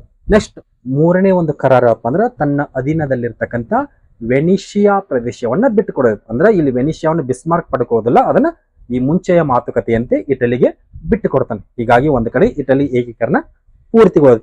ನೆಕ್ಸ್ಟ್ ನಾಲ್ಕನೇ ಒಂದು ಕರಾರಪ್ಪ ಅಂದ್ರೆ ವಿಯೆನ್ನಾ ಕಾಂಗ್ರೆಸ್ ಸಮ್ಮೇಳನದಲ್ಲಿ ಮಾಡಿಕೊಂಡಂತಹ ಜರ್ಮನ್ ಒಕ್ಕೂಟವನ್ನ ರದ್ದುಗೊಳಿಸ್ತಾರೆ. ಹೀಗಾಗಿ ಆ ರದ್ದುಗೊಂಡಿದ್ದರಿಂದಾಗಿ ಆ ಒಕ್ಕೂಟದಿಂದ ಆಸ್ಟ್ರಿಯಾ ಏನಾಗತ್ತೆ ಅಂದ್ರೆ ಹೊರ ನೀಡುತ್ತೈತೆ ಅಂತ ಹೇಳ್ಬೋದು. ಒಟ್ಟಾರೆಯಾಗಿ 1866 ಆಗಸ್ಟ್ 23ರಂದು ಆಸ್ಟ್ರಿಯಾ ಮತ್ತು ಪ್ರಷ್ಯಾಗಳ ಮಧ್ಯೆ ನಡೆದಂತಹ ಈ ಫ್ರಾಗ್ ಒಪ್ಪಂದದಿಂದಾಗಿ ಬಿಸ್ಮಾರ್ಕನ ಘನತೆ ಮತ್ತು ಗೌರವ ಏನಾಗತ್ತಪ್ಪ ಅಂದ್ರೆ ಇಡೀ ಪ್ರಷ್ಯಾದಾದ್ಯಂತ ಏನಾಗತ್ತಪ್ಪ ಅಂದ್ರೆ ಪ್ರಚಾರಗೊಳ್ಳತೈತೆ ಅಂತ ಹೇಳ್ಬೋದು. ಜೊತೆಗೆ ಇಲ್ಲಿಂದ ಬಿಸ್ಮಾರ್ಕನ ಘನತೆ ಮತ್ತಷ್ಟು ಹೆಚ್ಚಾಯಿತು ಅಂತ ಹೇಳೋದು. ಒಟ್ಟಾರೆಯಾಗಿ ಏನೇ ಇರಲಿ, ಆಸ್ಟ್ರೋ ಪ್ರಷಿಯನ್ ಯುದ್ಧದಲ್ಲಿ ಆಸ್ಟ್ರಿಯಾವನ್ನ ಮಣಿಸಿದ್ದು ಬಿಸ್ಮಾರ್ಕನ ಒಂದು ರಾಜತಾಂತ್ರಿಕ ಯಶಸ್ಸು ಅಂತ ಹೇಳ್ಬೋದು. ಹೀಗೆ ಈ ರೀತಿಯಲ್ಲಿ ಜರ್ಮನಿಯ ಏಕೀಕರಣವನ್ನ ಪೂರ್ತಿಗೊಳಿಸುವ ಸಲುವಾಗಿ ಆರಂಭದಲ್ಲಿ ಡೆನ್ಮಾರ್ಕಿನ ಪ್ರದೇಶದಲ್ಲಿರ್ತಕ್ಕಂಥ ಪ್ರದೇಶಗಳನ್ನು ವಶಪಡಿಸಿಕೊಂಡ, ನಂತರದಲ್ಲಿ ಆಸ್ಟ್ರಿಯಾದಿಂದ 39 ರಾಜ್ಯಗಳ ಒಂದು ರೈನ್ ಒಕ್ಕೂಟವನ್ನ ಮತ್ತು ಹೋಲ್ಸ್ಟೈನ್ ಪ್ರದೇಶವನ್ನ ವಶಪಡಿಸಿಕೊಂಡ ಅಂತ ಹೇಳ್ಬೋದು. ತದನಂತರದಲ್ಲಿ ಈ ಸಂದರ್ಭದಲ್ಲಿ ಏನ್ ಮಾಡ್ತಾನಪ್ಪ ಅಂದ್ರೆ ಆಸ್ಟ್ರಿಯಾದಿಂದ ವಶಪಡಿಸಿಕೊಂಡಂತಹ ಪ್ರದೇಶಗಳನ್ನ ಒಟ್ಟುಗೂಡಿಸಿಕೊಂಡು 1866ರಲ್ಲಿ ಉತ್ತರ ಜರ್ಮನಿಯ ಒಕ್ಕೂಟವನ್ನ ರಚನೆ ಮಾಡ್ತಾನೆ. ಹಾಗಾದ್ರೆ ಯಾವ ರೀತಿ ಅಂತ ನೋಡೋದಾದ್ರ, ಒಂದ್ ಕಡೆ ಆಸ್ಟ್ರಿಯಾದ ಅಧೀನಕ್ಕೆ ಒಳಪಟ್ಟಂತಹ ಆ 39 ರೈನ್ ಒಕ್ಕೂಟದ ರಾಜ್ಯಗಳು ಆಸ್ಟ್ರಿಯಾ ಪ್ರಷ್ಯಾದ ಕೈಯಲ್ಲಿ ಸೋತ ಸುದ್ದಿಯನ್ನ ತಿಳಿದು ಅವೆಲ್ಲವೂ ಏನ್ ಮಾಡ್ತಾವಪ್ಪ ಅಂದ್ರ ಪ್ರಷ್ಯಾವನ್ನ ಸೇರಲಿಕ್ಕೆ ಬಯಸ್ತಾವ. ಹೀಗಾಗಿ ಈ ಸಂದರ್ಭದಲ್ಲಿ ಆ ರೈನು ಒಕ್ಕೂಟದಲ್ಲಿ ಕಂಡು ಬರತಕ್ಕಂತಹ ದಕ್ಷಿಣದ 4 ರಾಜ್ಯಗಳನ್ನ ಹೊರತುಪಡಿಸಿ, ಎಷ್ಟು ರಾಜ್ಯಗಳನ್ರಿ?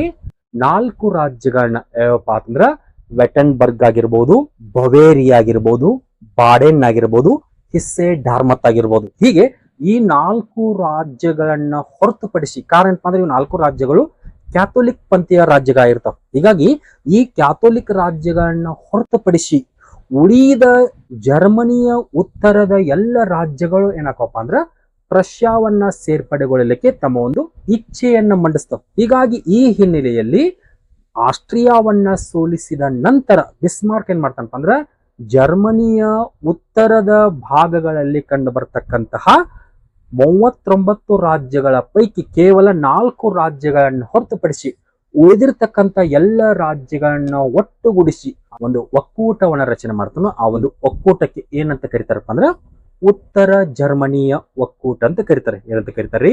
ಉತ್ತರ ಜರ್ಮನಿಯ ಒಕ್ಕೂಟ. ಹೀಗಾಗಿ ಈ ರಚನೆಗೊಂಡಂತ ಉತ್ತರ ಜರ್ಮನಿಯ ಒಕ್ಕೂಟ ತದನಂತರದಲ್ಲಿ ದ್ವಿಸದನ ಶಾಸಕಾಂಗ ವ್ಯವಸ್ಥೆಯನ್ನು ಹೊಂದತ್ತೆ. ಅಂದ್ರೆ ಇದಕ್ಕೆ ಪ್ರತ್ಯೇಕವಾದಂತ ಒಂದು ಸಂವಿಧಾನವನ್ನು ರಚನೆ ಮಾಡ್ತಾನೋ, ಜೊತೆಗೆ ಒಬ್ಬ ಚಾನ್ಸಲರ್ ಇರ್ತಾನೋ, ಒಬ್ಬ ರಾಜ ಇರ್ತಾನೋ. ಹೀಗೆ ಈ ರೀತಿಯಾದಂತ ಒಂದು ಅಧಿಕಾರವನ್ನ ಹೊಂದುವ ಮುಖೇನವಾಗಿ ದ್ವಿಸದನ ಶಾಸಕಾಂಗ ವ್ಯವಸ್ಥೆಯನ್ನು ಏನ್ ಮಾಡ್ತಾನಪ್ಪ ಅಂದ್ರೆ ಆ ಒಂದು ಉತ್ತರ ಜರ್ಮನಿಯ ಒಕ್ಕೂಟದಲ್ಲಿ ಜಾರಿ ತರ್ತಾನೆ. ಹಾಗಾದ್ರೆ ಅಲ್ಲಿ ಕಂಡು ಬರ್ತಕ್ಕಂಥ ದ್ವಿಸದನ ಶಾಸಕಾಂಗ ವ್ಯವಸ್ಥೆ ಅಂತ ಬಂದಾಗ ಒಂದು ರಾಜರಿಂದ ಆಯ್ಕೆಗೊಂಡಂತಹ ಸಭೆ, ಇನ್ನೊಂದು ಜನರಿಂದ ಚುನಾಯಿತಗೊಂಡಂತಹ ಸಭೆ. ಹಾಗಾದ್ರೆ ಇಲ್ಲಿ ರಾಜರಿಂದ ನೇಮಕಗೊಂಡಂತಹ ಪ್ರತಿನಿಧಿಗಳು ಕಂಡು ಬರ್ತಕ್ಕಂಥ ಒಂದು ಸಭೆಯನ್ನ ನಾವೇನಂತ ಕರಿತೀವಪ್ಪ ಅಂತಂದ್ರ ಫೆಡರಲ್ ಕೌನ್ಸಿಲ್ ಅಂತ ಕರಿತೀವಿ. ಹೀಗಾಗಿ ಫೆಡರಲ್ ಕೌನ್ಸಿಲ್ ಅಂದರೆ ಅಲ್ಲಿ ಕಂಡು ಬರ್ತಕ್ಕಂಥ ಪ್ರತಿನಿಧಿಗಳು ರಾಜನಿಂದ ಆಯ್ಕೆಗೊಂಡಿರ್ತಾರೆ. ನೆಕ್ಸ್ಟ್ ಫೆಡರಲ್ ಕೌನ್ಸಿಲಿನ ನಂತರ ಕಂಡು ಬರೋದು ಮತ್ತೊಂದು ಇಂಪೀರಿಯಲ್ ಕೌನ್ಸಿಲ್. ಇಂಪೀರಿಯಲ್ ಕೌನ್ಸಿಲ್ ಎಂದರೆ ಅಲ್ಲಿ ಕಂಡು ಬರ್ತಕ್ಕಂಥ ಪ್ರತಿನಿಧಿಗಳು ಅವರು ಜನರಿಂದ ಅಥವಾ ಜನಪ್ರತಿನಿಧಿಗಳಿಂದ ಆಯ್ಕೆಗೊಂಡಂತಹ ಪ್ರತಿನಿಧಿಗಳು. ಒಟ್ಟಾರೆಯಾಗಿ ಫೆಡರಲ್ ಕೌನ್ಸಿಲ್ ಮತ್ತು ಇಂಪೀರಿಯಲ್ ಕೌನ್ಸಿಲ್ ಎಂಬ ದ್ವಿಸದನ ಶಾಸಕಾಂಗ ವ್ಯವಸ್ಥೆಯ ಒಂದು ಸರ್ಕಾರವನ್ನ ಏನ್ ಮಾಡ್ತಾರಪ್ಪ ಅಂದ್ರ ಈ ಉತ್ತರ ಜರ್ಮನಿಯಲ್ಲಿ ಜಾರಿಗೆ ತರ್ತಾನೆ.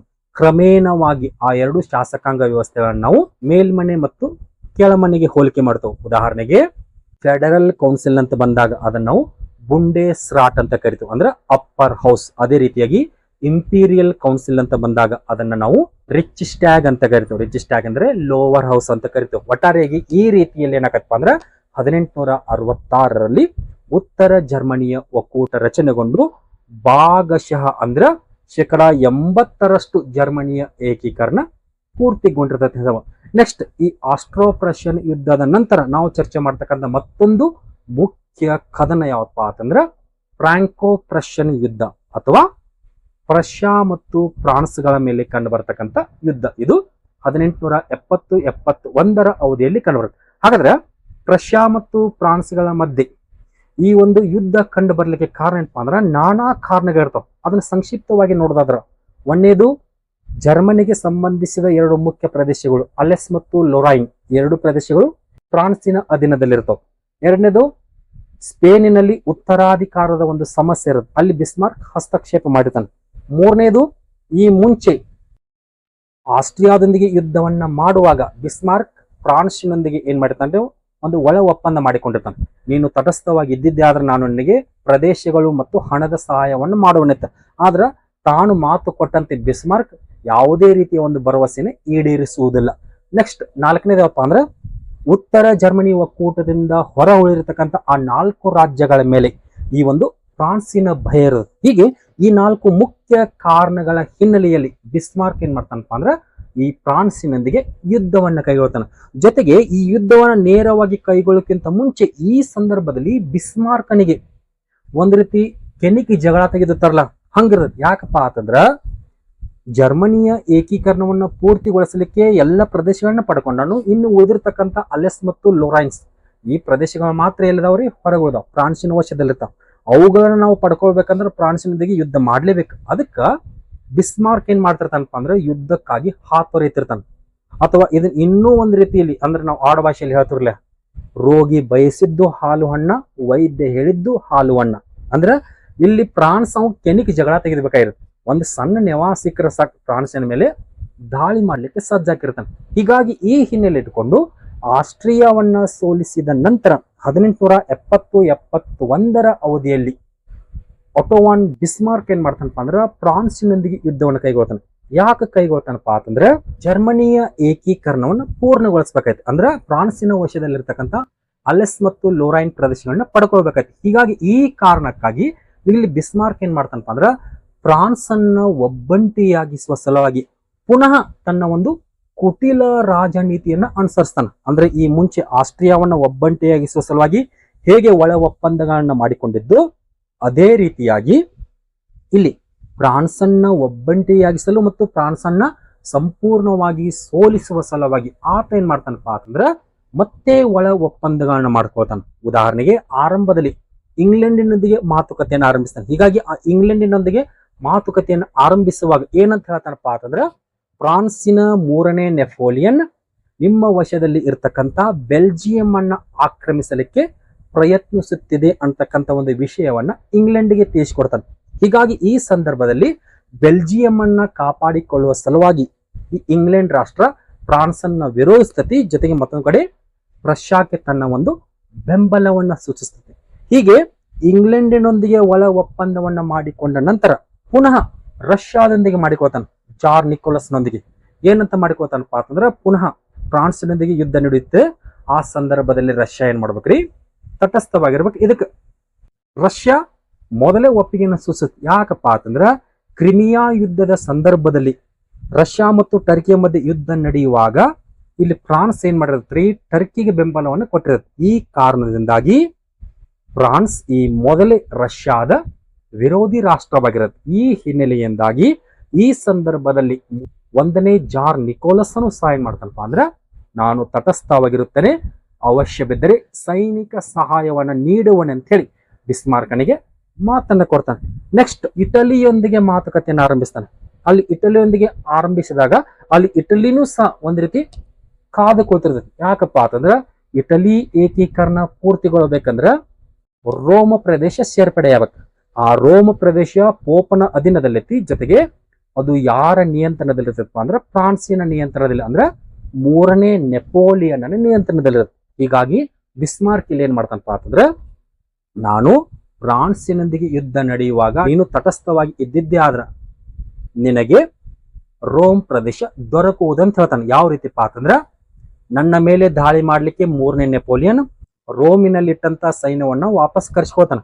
ಆಗ ನೀ ಏನ್ ಮಾಡಬಹುದು, ನೇರವಾಗಿ ಪೋಪನನ್ನ ತೆಗೆದು ಹಾಕಿ ಆ ರೋಮ್ ಅನ್ನ ವಶಪಡಿಸಿಕೊಳ್ಳಬಹುದು ಅಂತಕ್ಕಂಥ ಒಂದು ವಿಷಯವನ್ನ ತಿಳಿಸ್ಕೊಡ್ತಾನೆ. ಯಾರಿಗ್ರಿ, ಇಟಲಿಗೆ. ಇಲ್ಲಿ ಇಟಲಿಯೂ ಸಹ ಏನ್ ಮಾಡತ್ರಿ, ಒಪ್ಪಿಗೆಯನ್ನ ಸೂಚಿಸುತ್ತೆ. ಇಲ್ಲಿ ಇಟಲಿಯ ಪರವಾಗಿ ಆ ಸಮಯಕ್ಕೆ ಯಾರು ಇರ್ತಾರ್ರಿ, 2ನೇ ವಿಕ್ಟರ್ ಇಮ್ಯಾನ್ಯುಯಲ್ ಇರ್ತಾನೆ. ಹೀಗಾಗಿ ಆ 2ನೇ ವಿಕ್ಟರ್ ಇಮ್ಯಾನ್ಯುಯಲ್ ಬಿಸ್ಮಾರ್ಕನಿಗೆ ತನ್ನ ಒಂದು ಒಪ್ಪಿಗೆಯನ್ನು ಸೂಚಿಸ್ತಾನೆ. ಇಟಲಿಗೆ ಮತ್ತೊಂದು ವಿಷಯವನ್ನು ತಿಳಿಸ್ಕೊಡ್ತಾನೆ. ಕಾರಣ ಏನಪ್ಪಾ ಅಂದ್ರೆ ಇಟಲಿ ಏಕೀಕರಣ ನಡೆಯುವ ಸಂದರ್ಭದಲ್ಲಿ 3ನೇ ನೆಪೋಲಿಯನ್ ಕೌಂಟ್ ಡಿ ಕೌರನಿಗೆ ವಿಶ್ವಾಸ ದ್ರೋಹವನ್ನು ಮಾಡಿರ್ತಾನೆ. ಅಂದ್ರೆ ಏನ್ರಿ, ಮೆಜೆಂಟೋ ಮತ್ತು ಸಾಲ್ಫೆರಿನೋ ಕದನ ನಡೆಯುವಾಗ ಮೆಜೆಂಟೋ ಕದನದಲ್ಲಿ ತಟಸ್ಥವಾಗಿರ್ತಾನೋ, ಆದ್ರೆ ಸಾಲ್ಫೆರಿನೋ ಕದನ ನಡೆಯುವ ಹೊತ್ತಿಗೆ ಕೌಂಟ್ ಡಿ ಕೌರನನ್ನ ತೊರೆದು ಪುನಃ ಆಸ್ಟ್ರಿಯಾದೊಂದಿಗೆ ವಿಲ್ಲಾ ಫ್ರಾಂಕ್ ಎಂಬ ಒಳ ಒಪ್ಪಂದವನ್ನು ಮಾಡಿಕೊಂಡಿರ್ತಾನೆ. ಹೀಗಾಗಿ 3ನೇ ನೆಪೋಲಿಯನ್ನ ಒಂದು ವಿಶ್ವಾಸಘಾತುಕತನದಿಂದ ಇಟಲಿಯೂ ಸಹ ಏನಾಗಿರತ್ರಿ, ಅದರ ಸೋಲಿಗಾಗಿ ಕಾದು ಕುಳಿತಿರ್ತದೆ. ಹೀಗೆ ಈ ಹಿನ್ನೆಲೆಯಲ್ಲಿ ಇಂಗ್ಲೆಂಡ್ ಆಗಿರ್ಬೋದು, ರಷ್ಯಾ ಆಗಿರ್ಬೋದು, ಇಟಲಿ ಆಗಿರ್ಬೋದು, ಹೀಗೆ ಈ 3 ರಾಷ್ಟ್ರಗಳೊಂದಿಗೆ ಏನ್ ಮಾಡ್ತಾನಪ್ಪ ಅಂದ್ರೆ ಒಳ ಒಪ್ಪಂದವನ್ನ ಮಾಡಿಕೊಳ್ಳುವ ಮುಖೇನ ಬಿಸ್ಮಾರ್ಕ್ ಫ್ರಾನ್ಸ್ ಅನ್ನ ಏಕಾಂಗಿಗೊಳಿಸ್ತಾನೆ ಅಂತ ಹೇಳ್ಬೋದು. ಹೀಗೆ ಏಕಾಂಗಿಯಾಗಿ ಅಥವಾ ಒಬ್ಬಂಟಿಯಾಗಿರ್ತಕ್ಕಂಥ ಫ್ರಾನ್ಸ್ ಈ ಸಂದರ್ಭದಲ್ಲಿ ಬಿಸ್ಮಾರ್ಕ್ನೊಂದಿಗೆ ಯುದ್ಧ ಮಾಡಲಿಕ್ಕೆ ಇಚ್ಛೆ ಪಡೋದಿಲ್ಲ. ಆದ್ರೂ ಬಿಸ್ಮಾರ್ಕ್ ಇಲ್ಲಿ ಏನಿರ್ತೈತ್ರಿ, ಕೆಣಕಿ ಜಗಳ ತೆಗೆದ್ಬೇಕಾಗಿರುತ್ತೆ. ಹೇಗಾದ್ರೂ ಒಂದು ಸಣ್ಣ ನಿವಾಸ ಸಿಕ್ಕರೆ ಸಾಕದೆ ಕಾದು ಕೂತಿರುತ್ತೆ. ಹೀಗೆ ಒಳ ಒಪ್ಪಂದವನ್ನ ಮಾಡಿಕೊಂಡ ನಂತರ ಬಿಸ್ಮಾರ್ಕ್ ಫ್ರಾನ್ಸಿನೊಂದಿಗೆ ಯುದ್ಧವನ್ನ ಆರಂಭಿಸುವ ಒಂದು ಹಿನ್ನೆಲೆಯಲ್ಲಿ ಒಂದು ಘಟನೆ ಕಂಡುಬರುತ್ತೆ. ಯಾವ ಘಟನೆಪ್ಪ ಅಂತಂದ್ರ 1868ರಲ್ಲಿ ಸ್ಪೇನಿನ ಉತ್ತರಾಧಿಕಾರಕ್ಕಾಗಿ ಕಲಹಗಳ ಆರಂಭವಾಗಿರ್ತವೆ. ಸ್ಪೇನಿನಲ್ಲಿ ಜನರು ದಂಗೆ ಎದ್ದು ಅಲ್ಲಿರ್ತಕ್ಕಂಥ ರಾಣಿ ಇಸಬೆಲ್ಲಾಳನ್ನ ಅಧಿಕಾರದಿಂದ ತೆಗೆದು ಹಾಕಿಬಿಟ್ಟಿರ್ತಾರೆ.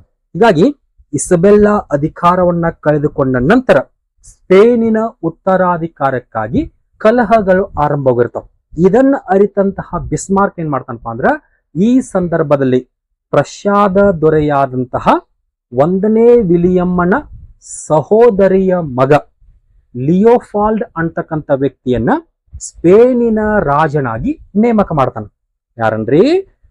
ಪ್ರಷ್ಯಾದ ದೊರೆಯಾದಂತಹ 1ನೇ ವಿಲಿಯಮ್ಮನ ಸಹೋದರಿಯ ಮಗ ಲಿಯೋಫಾಲ್ಡ್ ಅಂತಕ್ಕಂಥ ವ್ಯಕ್ತಿಯನ್ನ ಸ್ಪೇನಿನ ಉತ್ತರಾಧಿಕಾರಿಯಾಗಿ ಬಿಸ್ಮಾರ್ಕ್ ಘೋಷಣೆ ಮಾಡ್ತಾನೋ. ಇದನ್ನ ಫ್ರಾನ್ಸ್ ವಿರೋಧ ಮಾಡುತ್ತೆ. ಯಾಕೆ ವಿರೋಧ ಮಾಡದಪ್ಪ ಅಂತಂದ್ರ ಮುಖ್ಯವಾಗಿ 2 ಕಾರಣಗಳ ಹಿನ್ನೆಲೆಯಲ್ಲಿ, ಒಂದು ರಾಜ್ಯ ಮನೆತನಗಳ ಹಿನ್ನೆಲೆಯಲ್ಲಿ, ಇನ್ನೊಂದು ಧರ್ಮದ ಹಿನ್ನೆಲೆಯಲ್ಲಿ. ಯಾವ ರೀತಿಪ್ಪ ಅಂತಂದ್ರ ಸ್ಪೇನ್ ಅಂತ ಬಂದಾಗ ಅದು ಬೋರ್ಬನ್ ಮನೆತನದ ಆಳ್ವಿಕೆ ಜೊತೆಗೆ ಕ್ಯಾಥೋಲಿಕ್ ಧರ್ಮದ ರಾಷ್ಟ್ರ ಆಗಿರುತ್ತೆ. ಮತ್ತೊಂದು ಕಡೆ ರಷ್ಯಾ ಅಂತ ಬಂದಾಗ ಅಲ್ಲಿ ಪ್ರೊಟೆಸ್ಟೆಂಟ್ ಪಂಥೀಯರು ಇರ್ತಾರು, ಜೊತೆಗೆ ಹೊಹೆಂಜೋ ಲೋರಿನ್ ಮನೆತನದವರು ಇರ್ತಾರೆ. ಹೀಗಾಗಿ ಸ್ಪೇನ್ ಮತ್ತು ಪ್ರಷ್ಯಾಗಳ ಮಧ್ಯೆ ರಾಜ ಮನೆತನಗಳ ಹಿನ್ನೆಲೆಯಲ್ಲಿ ಆಗಿರ್ಬೋದು, ಧರ್ಮದ ಹಿನ್ನೆಲೆಯಲ್ಲಿ ವ್ಯತ್ಯಾಸ ಇರ್ತೈತಿ. ಆದ್ರ ಈ ವ್ಯತ್ಯಾಸಗಳು ಏನೇ ಇದ್ರೂ ಸಹ ಇವೆರಡೂ ಕೂಡಿಕೊಳ್ಳುವ ಒಂದು ಮುನ್ಸೂಚನೆ ಇರುತ್ತೆ. ಇದನ್ನ ಫ್ರಾನ್ಸಿನ ದೊರೆಯಾದಂತಹ 3ನೇ ನೆಪೋಲಿಯನ್ ವಿರೋಧ ಮಾಡ್ತಾನೆ. ಯಾಕೆ ವಿರೋಧ ಮಾಡ್ತಾನಪ್ಪ ಅಂದ್ರ ಫ್ರಾನ್ಸು ಬೋರ್ಬನ್ ಮನೆತನ, ಜೊತೆಗೆ ಆ ಬೋರ್ಬನ್ ಮನೆತನದ ಸಂಬಂಧಿಗಳು ಸ್ಪೇನಿನಲ್ಲಿ ಇರ್ತಾರೆ. ಹೀಗಾಗಿ ಈ ಹಿನ್ನೆಲೆ ಇಟ್ಟುಕೊಂಡು ಒಂದು ವೇಳೆ ಪ್ರಷ್ಯಾದ ವ್ಯಕ್ತಿ ಸ್ಪೇನಿನಲ್ಲಿ ರಾಜನಾಗಿ ನೇಮಕಗೊಂಡಿದ್ದೇ ಆದ್ರೆ ಸ್ಪೇನ್ ಮತ್ತು ಪ್ರಷ್ಯಾ ಇವೆರಡೂ ಕೂಡಿಕೊಂಡು ನನ್ನ ಮೇಲೆ ದಾಳಿ ಮಾಡಬಹುದು. ಹೀಗೆ ಈ ರೀತಿಯಿಂದ ಎಚ್ಚೆತ್ತುಕೊಂಡಂತಹ 3ನೇ ನೆಪೋಲಿಯನ್ ಸ್ಪೇನಿನ ಉತ್ತರಾಧಿಕಾರದ ವಿಷಯದಲ್ಲಿ ಪ್ರಷ್ಯಾ ಹಸ್ತಕ್ಷೇಪ ಮಾಡಿದ ನೀತಿಯನ್ನ ವಿರೋಧಿಸ್ತಾನೆ. ವಿರೋಧಿಸುವುದು ಅಷ್ಟೇ ಅಲ್ಲದೆ ಪ್ರಷ್ಯಾದ ದೊರೆಯಾದಂತಹ 1ನೇ ವಿಲಿಯಮ್ಮನಿಗೆ ಒಂದು ಆದೇಶ ಕಳಿಸ್ತಾನೆ. ನೀನು ತಕ್ಷಣವೇ ಲಿಯೋಪಾಲ್ಡ್ನ ನೇಮಕವನ್ನ ರದ್ದುಗೊಳಿಸಬೇಕು. ಅಂದ್ರ ಪ್ರಷ್ಯಾದ ಪರವಾಗಿ ತನ್ನ ತಂಗಿಯ ಮಗ ಲಿಯೋಪಾಲ್ಡ್ ಏನು ಸ್ಪೇನಿನ ಉತ್ತರಾಧಿಕಾರಿಯಾಗಿ ನೇಮಕೊಂಡಿರ್ತಾನೋ ಅವನ ಉತ್ತರಾಧಿಕಾರತ್ವವನ್ನು ವಾಪಸ್ ಪಡಿಬೇಕಂತ ಹೇಳ್ತಾನೆ. ಅದಕ್ಕೆ 1ನೇ ವಿಲಿಯಂ ಸಮ್ಮತಿಯನ್ನು ಸೂಚಿಸಿ ನಾನು ಈಗಾಗಲೇ ಅದನ್ನ ವಾಪಸ್ಸು ಪಡೆದಿದ್ದೇನೆ ಅಂತ ಹೇಳ್ತಾನು. ಆದ್ರ ಇಷ್ಟಕ್ಕೂ ಸುಮ್ಮನಾಗದೆ ಇರತಕ್ಕಂಥ 3ನೇ ನೆಪೋಲಿಯನ್ 1ನೇ ವಿಲಿಯಮ್ಮನಿಗೆ ಮತ್ತೊಂದು ಆದೇಶ ಮಾಡ್ತಾನೆ. ನಾನು ಕೇವಲ ಮಾತಿನ ಭರವಸೆಯನ್ನು ಒಪ್ಪುವುದಿಲ್ಲ, ನೀನು ನನಗೆ ಲಿಖಿತ ಕರಾರಿನ ಮುಖೇನ ಬರೆದು ಕೊಡಬೇಕು. ಏನಂತಪ್ಪ ಅಂತಂದ್ರೆ ಇನ್ನು ಮುಂದೆ ಯಾವತ್ತಿಗೂ ಪ್ರಷ್ಯಾದ ಹೊಹೆಂಜೋ ಲೋರಿನ್ ಮನೆತನದವರು ಸ್ಪೇನಿನಲ್ಲಿ ಹಸ್ತಕ್ಷೇಪ ಮಾಡಿ ಅಲ್ಲಿ ಉತ್ತರಾಧಿಕಾರಿಯಾಗುವುದಿಲ್ಲ ಅಂತೇಳಿ ನೀನು ಲಿಖಿತ ಕರಾರಿನ ಮೂಲಕ ಬರೆದು ಕೊಡ್ಬೇಕಂತೇಳಿ ಆದೇಶ ಕಳಿಸ್ತಾನೆ. ಯಾರಿಗ್ರಿ? 1ನೇ ವಿಲಿಯಮ್ಮನಿಗೆ. ಯಾರ್ರೀ?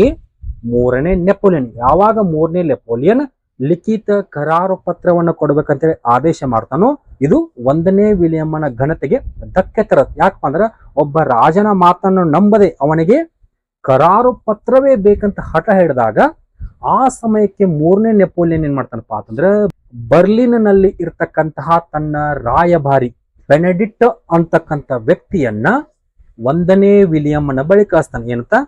ನೀನು ಯಾವುದೇ ಕಾರಣಕ್ಕೂ ಇನ್ನು ಮುಂದೆ ಸ್ಪೇನಿನ ವಿಷಯಗಳಲ್ಲಿ ಹಸ್ತಕ್ಷೇಪ ಮಾಡುವುದಿಲ್ಲ, ಹೊಹೆಂಜೋ ಲೋರಿನ್ ಮನೆತನದವರನ್ನ ರಾಜರನ್ನಾಗಿ ಮಾಡಲಿಕ್ಕೆ ಪ್ರಯತ್ನಿಸುವುದಿಲ್ಲ ಅಂತೇಳಿ ಒಂದು ಲಿಖಿತ ರೂಪದ ಕರಾರು ಪತ್ರವನ್ನ ಬರೆಸಿಕೊಂಡು ಬರುವಂತೆ ಬೆನೆಡಿಕ್ಟ್ಗೆ ಆದೇಶ ಮಾಡಿದಾಗ 3ನೇ ನೆಪೋಲಿಯನ್ನ ಆದೇಶದಂತೆ ಬೆನೆಡಿಕ್ಟ್ ಏನ್ ಮಾಡ್ತಾನಪ್ಪ ಅಂತಂದ್ರ ಏಮ್ಸ್ ಎಂಬಲ್ಲಿ ಬಂದು 1ನೇ ವಿಲಿಯಮ್ಮನನ್ನ ಭೇಟಿಯಾಗಿ ಆ ವಿಷಯವನ್ನ ಅವನಿಗೆ ತಿಳಿಸ್ತಾನ.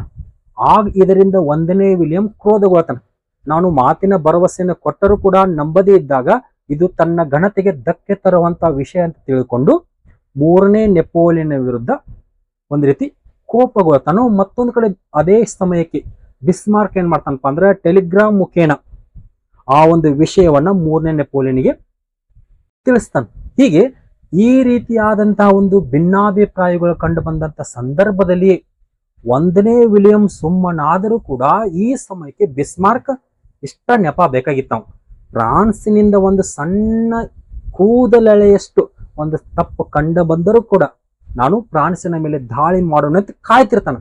ಅದಕ್ಕೆ ಇದನ್ನೇ ಈ ಒಂದು ಸಣ್ಣ ನೆಪವನ್ನೇ ದೊಡ್ಡ ಸಮಸ್ಯೆಯಾಗಿ ಮಾರ್ಪಡಿಸಿರ್ತಕ್ಕಂತಹ ಬಿಸ್ಮಾರ್ಕ್ ಏನ್ ಮಾಡ್ತಾನಪ್ಪ ಅಂದ್ರೆ ಒಂದು ಕುತಂತ್ರ ಬುದ್ಧಿಯನ್ನ ಅನುಸರಿಸಿ ಫ್ರಾನ್ಸ್ ಯುದ್ಧಕ್ಕೆ ಬರುವಂತೆ ಮಾಡ್ತಾನೆ. ಯಾವ ರೀತಿಪಾ ಅಂತಂದ್ರೆ ಒಂದ್ ಕಡೆ ಬೆನಡಿಕ್ಟ್ ಏಮ್ಸ್ ನಲ್ಲಿ ಬಂದು ವಿಲಿಯಂನನ್ನ ಭೇಟಿಯಾಗಿ 3ನೇ ನೆಪೋಲಿಯನ್ನ ಆದೇಶವನ್ನು ಹೇಳಿರ್ತಾನೋ, ಆದರೆ ಇದನ್ನೇ ಅದಲು ಬದಲಾಗಿ ಪರಿವರ್ತಿಸಿ ಬಿಸ್ಮಾರ್ಕ್ ಏನ್ ಮಾಡ್ತಾನಪ್ಪ ಅಂದ್ರೆ ಒಂದು ಸುಳ್ಳು ಸುದ್ದಿ ಹಬ್ಬಿಸ್ತಾನೆ. ಯಾವ ರೀತಿಪಾ ಅಂತಂದ್ರ ಫ್ರಾನ್ಸಿನ ರಾಯಭಾರಿ ಪ್ರಸಾದ್ ದೊರೆಯಾದಂತಹ 1ನೇ ವಿಲಿಯಂನನ್ನ ಅವಮಾನಿಸಿದ್ದಾನೆ. ಜೊತೆಗೆ 1ನೇ ವಿಲಿಯಂ ಫ್ರಾನ್ಸಿನ ರಾಯಭಾರಿಯನ್ನು ಅವಮಾನಿಸಿದ್ದಾನೆ. ಈ ರೀತಿಯಾದಂತಹ ಅದಲು ಬದಲಿನ ಒಂದು ಸುಳ್ಳು ಸುದ್ದಿಯನ್ನು 1870 ಜುಲೈ 14ರಂದು ಎಲ್ಲ ಪತ್ರಿಕೆಗಳಲ್ಲಿ ಪ್ರಕಟವಾಗುವಂತೆ ಮಾಡ್ತಿರ್ತಾನೆ.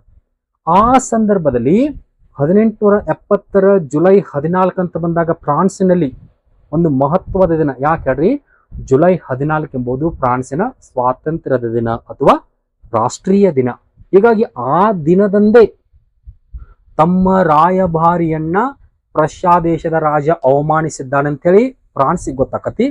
ಮತ್ತೊಂದು ಕಡೆ ಪ್ರಷ್ಯಾಕ್ಕೆ ಏನಕ್ಕೆ ಗೊತ್ತಾಕತಿ ಹೇಳ್ರಿ, ಫ್ರಾನ್ಸಿನ ರಾಯಭಾರಿ ಪ್ರಷ್ಯಾದ ದೊರೆಯನ್ನ ಅವಮಾನಿಸಿದ್ದಾನೆ. ಹೀಗೆ ಬಿಸ್ಮಾರ್ಕನ ಕುತಂತ್ರ ಬುದ್ಧಿಯ ಆ ಒಂದು ಅದಲು ಬದಲಿನ ಸುಳ್ಳು ಸುದ್ದಿಯನ್ನ ನಂಬಿದ ಫ್ರಾನ್ಸ್ ಜುಲೈ 14ರಂದು ಫ್ರಾನ್ಸಿನ ಜನತೆ ಏನ್ ಮಾಡದಪ್ಪ ಅಂತಂದ್ರೆ ಕ್ರೋಧಗೊಂಡು 3ನೇ ನೆಪೋಲಿಯನ್ ಆದೇಶ ಮಾಡ್ತಾರೆ ಪ್ರಷ್ಯಾದ ವಿರುದ್ಧ ಯುದ್ಧ ಸಾರ್ಬೇಕಂತೇಳಿ.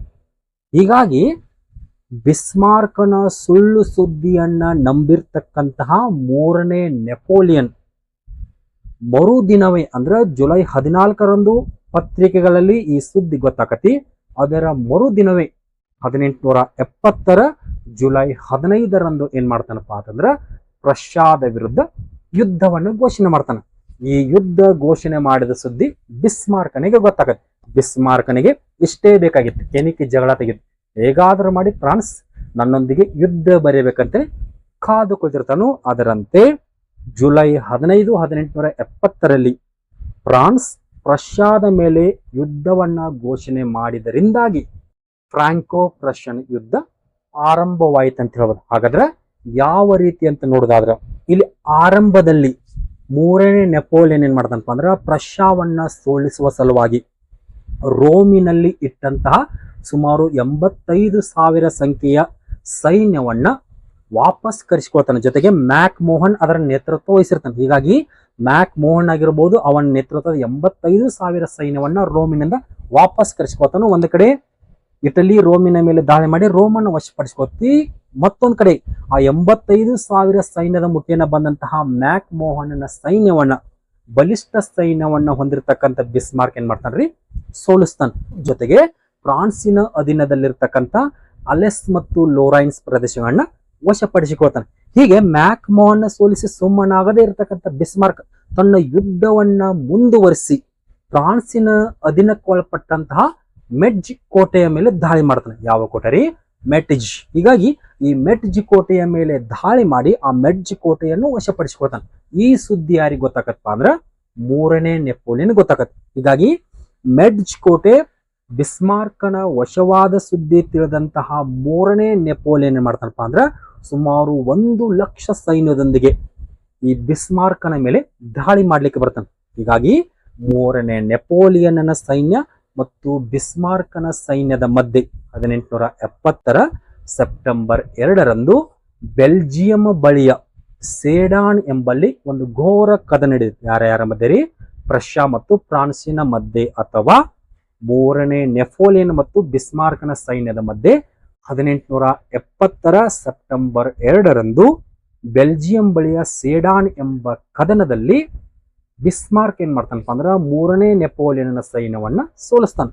ಹೀಗಾಗಿ ಬಿಸ್ಮಾರ್ಕನ ಕೈಯಲ್ಲಿ ಸೋತಂತಹ ನೆಪೋಲಿಯನ್ ಸುಮಾರು 1 ಲಕ್ಷ ಸೈನ್ಯದೊಂದಿಗೆ ಈ ಬಿಸ್ಮಾರ್ಕನಿಗೆ ಶರಣಾಗಿ ಬರ್ತಾನೆ. ಮತ್ತೊಂದು ಕಡೆ 3ನೇ ನೆಪೋಲಿಯನ್ ಬಿಸ್ಮಾರ್ಕನ ಕೈಯಲ್ಲಿ ಅಥವಾ ಪ್ರಷ್ಯಾದ ಕೈಯಲ್ಲಿ ಸೋತ ಸುದ್ದಿ ಫ್ರಾನ್ಸಿನ ಜನತೆಗೆ ಗೊತ್ತಾಗತ್ತೆ. ಹೀಗಾಗಿ ಆ ಸಂದರ್ಭದಲ್ಲಿ ಕ್ರೋಧಗೊಂಡಂತಹ ಫ್ರಾನ್ಸಿನ ಜನರು ಫ್ರಾನ್ಸಿನಲ್ಲಿ ಇರ್ತಕ್ಕಂತಹ ಫ್ರೆಂಚ್ ಸಾಮ್ರಾಜ್ಯವನ್ನ ನಿರ್ನಾಮ ಮಾಡಿ 3ನೇ ಬಾರಿಗೆ ಫ್ರಾನ್ಸಿನಲ್ಲಿ ಗಣರಾಜ್ಯ ಸರ್ಕಾರವನ್ನ ಸ್ಥಾಪನೆ ಮಾಡ್ತಾರೆ. ಹೀಗೆ ಗಣರಾಜ್ಯ ಸರ್ಕಾರವನ್ನ ಸ್ಥಾಪನೆ ಮಾಡಿರ್ತಕ್ಕಂಥ ಫ್ರಾನ್ಸಿನ ಜನತೆ ಏನ್ ಮಾಡತ್ತಪ್ಪ ಅಂದ್ರೆ ಪ್ರಷ್ಯಾದ ವಿರುದ್ಧ ಯುದ್ಧವನ್ನು ಕೈಗೊಳ್ತಾರೆ. ಹೀಗಾಗಿ ಆ ಸಂದರ್ಭದಲ್ಲಿ ಫ್ರಾನ್ಸಿನ ರಾಜಧಾನಿಯಾದಂತಹ ಪ್ಯಾರಿಸ್ನಲ್ಲಿ ಫ್ರಾನ್ಸಿನ ಸೇನೆಗೂ ಮತ್ತು ಪ್ರಷ್ಯಾದ ಸೇನೆಗೂ ಒಂದು ಯುದ್ಧ ಆರಂಭಕತಿ. ಈ ಯುದ್ಧ 4 ತಿಂಗಳುಗಳ ಕಾಲ ಕಂಡುಬರುತ್ತೆ. ಹೀಗಾಗಿ ಆ 4 ತಿಂಗಳುಗಳ ಕಾಲ ನಡೆದಂತ ಯುದ್ಧದಲ್ಲಿ ಏನಾಗತ್ತಪ್ಪ ಅಂದ್ರೆ ಪ್ರಷ್ಯಾದ ಕೈಯಲ್ಲಿ ಫ್ರಾನ್ಸ್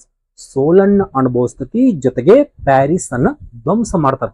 ಮತ್ತೊಂದೆಡೆಗೆ ಫ್ರಾನ್ಸಿನ ಅಧೀನದಲ್ಲಿರ್ತಕ್ಕಂಥ ಎಲ್ಲ ಪ್ರದೇಶಗಳನ್ನ ಒಟ್ಟುಗೂಡಿಸಿಕೊಂಡು 1871 ಜನವರಿ 18ರಂದು ಫ್ರಾನ್ಸಿನಲ್ಲಿ ಕಂಡು ಬರ್ತಕ್ಕಂತಹ ವರ್ಸೈಲ್ಸ್ ಅರಮನೆಯಲ್ಲಿ ಈ 1ನೇ ವಿಲಿಯಂ ಏನ್ ಮಾಡ್ತಾನಪ್ಪ ಅಂದ್ರೆ ಕೈಸರ್ ಅಂತಕ್ಕಂಥ ಬಿರುದನ್ನ ಪಡೆದುಕೊಳ್ಳುವ ಮುಖೇನ ಏಕೀಕೃತ ಜರ್ಮನಿಯ ಚಕ್ರವರ್ತಿಯಾಗಿ ನೇಮಕವಾದನು. ಇದಾದ ಬಳಿಕ ಅಂದ್ರೆ ಜನವರಿ 18, 1871ರಲ್ಲಿ ಒಂದ್ ಕಡೆ ಕೈಸರ್ ಬಿರುದನ್ನ ಹೊಂದುವ ಮುಖೇನ 1ನೇ ವಿಲಿಯಂ ಜರ್ಮನಿಯ ಚಕ್ರವರ್ತಿಯಾಗಿ ನೇಮಕಗೊಂಡ ನಂತರ ತದನಂತರದಲ್ಲಿ ತಮ್ಮ ಕೈಯಲ್ಲಿ ಸಂಪೂರ್ಣವಾಗಿ ಸೋತಿರ್ತಕ್ಕಂತಹ ಫ್ರಾನ್ಸಿನೊಂದಿಗೆ 1871 ಮೇ 10ರಂದು ಏನ್ ಮಾಡ್ತಾರಪ್ಪ ಅಂದ್ರ ಒಂದು ಒಪ್ಪಂದವನ್ನು ಮಾಡಿಕೋತಾರ. ಆ ಒಪ್ಪಂದ ಯಾವಪ್ಪ ಅಂದ್ರ ಫ್ರಾಂಕ್ಫರ್ಟ್ ಅಂತಕ್ಕಂಥ ಒಪ್ಪಂದ. ಹೀಗಾಗಿ ಈ ಫ್ರಾಂಕ್ಫರ್ಟ್ ಎಂಬ ಒಪ್ಪಂದ ಮೇ 10, 1871ರಂದು ರಷ್ಯಾ ಮತ್ತು ಫ್ರಾನ್ಸ್ಗಳ ಮಧ್ಯೆ ನಡೆಯಿತು. ಹೀಗಾಗಿ ಆ ಫ್ರಾಂಕ್ಫರ್ಟ್ ಒಪ್ಪಂದ ಏರ್ಪಡುವುದರೊಂದಿಗೆ ಫ್ರಾಂಕೋ ಪ್ರಷನ್ ಯುದ್ಧ ಮುಕ್ತಾಯಗೊಳ್ಳುತ್ತೆ ಹೇಳ್ಬೋದು. ಜೊತೆಗೆ ಆ ಫ್ರಾಂಕ್ಫರ್ಟ್ ಒಪ್ಪಂದದ ಮುಖೇನವಾಗಿ ಹಲವಾರು ಕರಾರುಗಳನ್ನು ಮಾಡಿಕೊಂಡು ಹಲವಾರು ರೀತಿಯ ಪ್ರದೇಶ ಮತ್ತು ಹಣವನ್ನ ಪಡೆದುಕೊಳ್ತಾನೆ. ಉದಾಹರಣೆಗೆ ಆ ಫ್ರಾಂಕ್ಫರ್ಟ್ ಒಪ್ಪಂದದಲ್ಲಿ ಕಂಡು ಬರ್ತಕ್ಕಂಥ ಪ್ರಮುಖ ಕರಾರುಗಳು ಅಥವಾ ಅಂಶಗಳು ಯಾವಪ್ಪ ಅಂತಂದ್ರೆ ಫ್ರಾನ್ಸ್ ತನ್ನ ಅಧೀನದಲ್ಲಿ ಇರ್ತಕ್ಕಂಥ ಅಲೆಸ್ ಆಗಿರ್ಬೋದು, ಲೊರೈನ್ ಆಗಿರ್ಬೋದು, ಸ್ಟ್ರೆಸ್ಬರ್ಗ್ ಆಗಿರ್ಬೋದು, ಮೆಡ್ಜ್ ಆಗಿರ್ಬೋದು, ಹೀಗೆ ಈ ಎಲ್ಲ ಪ್ರದೇಶಗಳನ್ನ ಏನ್ ಮಾಡೋದಪ್ಪ ಅಂತಂದ್ರೆ ಪ್ರಷ್ಯಾಗೆ ಬಿಟ್ಟು ಕೊಡುತ್ತೆ. ಜೊತೆಗೆ ಪ್ರಷ್ಯಾದೊಂದಿಗೆ ಫ್ರಾನ್ಸ್ ಯುದ್ಧ ಮಾಡಿದ ಪರಿಹಾರ ವೆಚ್ಚವಾಗಿ ಅಂದ್ರೆ ಯುದ್ಧ ಪರಿಹಾರವಾಗಿ ಸುಮಾರು 5,000 ದಶಲಕ್ಷ ಹಣವನ್ನ ಫ್ರಾನ್ಸಿನಿಂದ ಪಡೆದುಕೊಳ್ತಾರೆ. ನೆಕ್ಸ್ಟ್ 3ನೇದು ಫ್ರಾನ್ಸಿನ ಭಯಕ್ಕೊಳಪಟ್ಟಂತಹ ಜರ್ಮನಿಯ ದಕ್ಷಿಣ ಭಾಗಗಳೆಲ್ಲವೂ ಏನಾಗಪ್ಪ ಅಂತಂದ್ರೆ ಉತ್ತರ ಜರ್ಮನಿಯ ಒಕ್ಕೂಟವನ್ನ ಸೇರ್ಪಡೆಗೊಳ್ತಾವ ಅಂತ ಹೇಳೋದು. ಒಟ್ಟಾರೆಯಾಗಿ ಫ್ರಾಂಕ್ಫರ್ಟ್ ಎಂಬ ಒಪ್ಪಂದ ಏರ್ಪಟ್ಟಿದ್ದರಿಂದಾಗಿ ಒಂದು ಕಡೆ ಫ್ರಾನ್ಸ್ ಸಂಪೂರ್ಣವಾಗಿ ಸೋತು ಅಪಾರ ರೀತಿಯ ಒಂದು ನಷ್ಟಕ್ಕೆ ಈಡಾಯಿತು ಅಂತ ಹೇಳ್ಬೋದು. ಜೊತೆಗೆ ಈ ಒಂದು ನಷ್ಟ ಅಥವಾ ಈ ಫ್ರಾಂಕ್ಫರ್ಟ್ ಒಪ್ಪಂದ ಮುಂದೊಂದು ದಿನ ಒಂದು ಭಯಾನಕ ಘಟನೆ ನಡೆಯಲಿಕ್ಕೆ ನಾಂದಿ ಹಾಡಿತೆ ಅಂತ ಹೇಳ್ಬೋದು. ಯಾವ ರೀತಿಪ್ಪ ಅಂತಂದ್ರೆ ಈ ಫ್ರಾಂಕ್ಫರ್ಟ್ ಒಪ್ಪಂದ ನಡೆದಿದ್ದರಿಂದಾಗಿ ಫ್ರಾನ್ಸಿನಿಂದ ಬಲವಂತವಾಗಿ ಪ್ರದೇಶಗಳು ಮತ್ತು ಅಪಾರ ಪ್ರಮಾಣದ ಹಣವನ್ನು ಪಡೆದುಕೊಳ್ತಾರೆ. ಇಲ್ಲಿಂದ ಜರ್ಮನಿ ಅನ್ನೋದು ಒಂದು ಬೃಹತ್ ಸಾಮ್ರಾಜ್ಯವಾಗಿ ಮಾರ್ಪಡುತ್ತೆ. ಜೊತೆಗೆ ಆ ಬೃಹತ್ ಸಾಮ್ರಾಜ್ಯವಾದಂತ ಜರ್ಮನಿ ನಿರಂತರವಾಗಿ ಫ್ರಾನ್ಸಿನೊಂದಿಗೆ ತನ್ನ ಒಂದು ಹಗೆತನವನ್ನು ಆರಂಭಿಸಿತು. ಹೀಗೆ ಈ ರೀತಿಯಲ್ಲಿ 1870-71ರಲ್ಲಿ ನಡೆದಂತಹ ಫ್ರಾಂಕೋ ಪ್ರಷನ್ ಯುದ್ಧದೊಂದಿಗೆ ಬಿಸ್ಮಾರ್ಕ್ ಒಂದು ಕಡೆ ಜರ್ಮನಿಯ ಏಕೀಕರಣವನ್ನ ಸಾಧಿಸ್ತಾನು, ಮತ್ತೊಂದೆಡೆಗೆ ಜರ್ಮನಿಯನ್ನ ಬಲಿಷ್ಠ ಸಾಮ್ರಾಜ್ಯವಾಗಿ ಮಾರ್ಪಡಿಸಿ ಫ್ರಾನ್ಸ್ ಅನ್ನ ತನ್ನ ಒಂದು ಎದುರಾಳಿಯಾಗಿ ಮಾಡಿಕೊಳ್ತಾನೆ. ಹೀಗಾಗಿ ಜರ್ಮನಿ ಮತ್ತು ಫ್ರಾನ್ಸ್ಗಳ ಮಧ್ಯೆ ಕಂಡುಬರ್ತಕ್ಕಂಥ ಇಲ್ಲಿನ ಈ ಒಂದು ಹಗೆತನ ಮುಂದೊಂದು ದಿನ 1914ರಿಂದ 1918ರವರೆಗೆ ಕಂಡು ಬರ್ತಕ್ಕಂಥ ಮೊದಲ ಜಾಗತಿಕ ಯುದ್ಧಕ್ಕೆ ನಾಂದಿ ಆಯ್ತು ಅಂತ ಹೇಳ್ಬೋದು. ಹೀಗೆ ಇದಿಷ್ಟು ಏನಪ್ಪಾ ಅಂದ್ರೆ ಜರ್ಮನಿಯ ಏಕೀಕರಣದ ಬಗೆಗಿನ ಒಂದು ಸಂಪೂರ್ಣ ಮಾಹಿತಿ. ಜೊತೆಗೆ 1871ರಲ್ಲಿ ಓಟೋ ವಾನ್ ಬಿಸ್ಮಾರ್ಕ್ ಜರ್ಮನಿಯನ್ನ ಏಕೀಕರಣಗೊಳಿಸಿದ ಕಾರಣಕ್ಕಾಗಿ ಈತನನ್ನ ಜರ್ಮನಿಯ ಏಕೀಕರಣದ ಶಿಲ್ಪಿ, ಜರ್ಮನಿಯ ಉಕ್ಕಿನ ಮನುಷ್ಯ ಅಂತ ಕರೆಯುವುದು ಅಷ್ಟೇ ಅಲ್ಲದೆ ಆಧುನಿಕ ಜರ್ಮನಿಯ ಪಿತಾಮಹ ಅಂತಲೂ ಕರೀತಾರೆ. ಹೀಗೆ ಇದಿಷ್ಟು ಒಟೋ ವಾನ್ ಬಿಸ್ಮಾರ್ಕ್ನ ಜೀವನ ಮತ್ತು ಸಾಧನೆಗಳು. ಮತ್ತೆ ಮುಂದಿನ ಕ್ಲಾಸ್ನಲ್ಲಿ ಮತ್ತೊಂದು ಹೊಸ ವಿಷಯದೊಂದಿಗೆ ಭೇಟಿಯಾಗೋಣ ಅಂತ ಹೇಳ್ತಾ ಇವತ್ತಿಗೆ ಇಲ್ಲಿ ನನ್ನ ಕ್ಲಾಸನ್ನು ಮುಕ್ತಾಯಗೊಳಿಸಿದ್ದೀನಿ. ಎಲ್ಲರಿಗೂ ನಮಸ್ಕಾರ.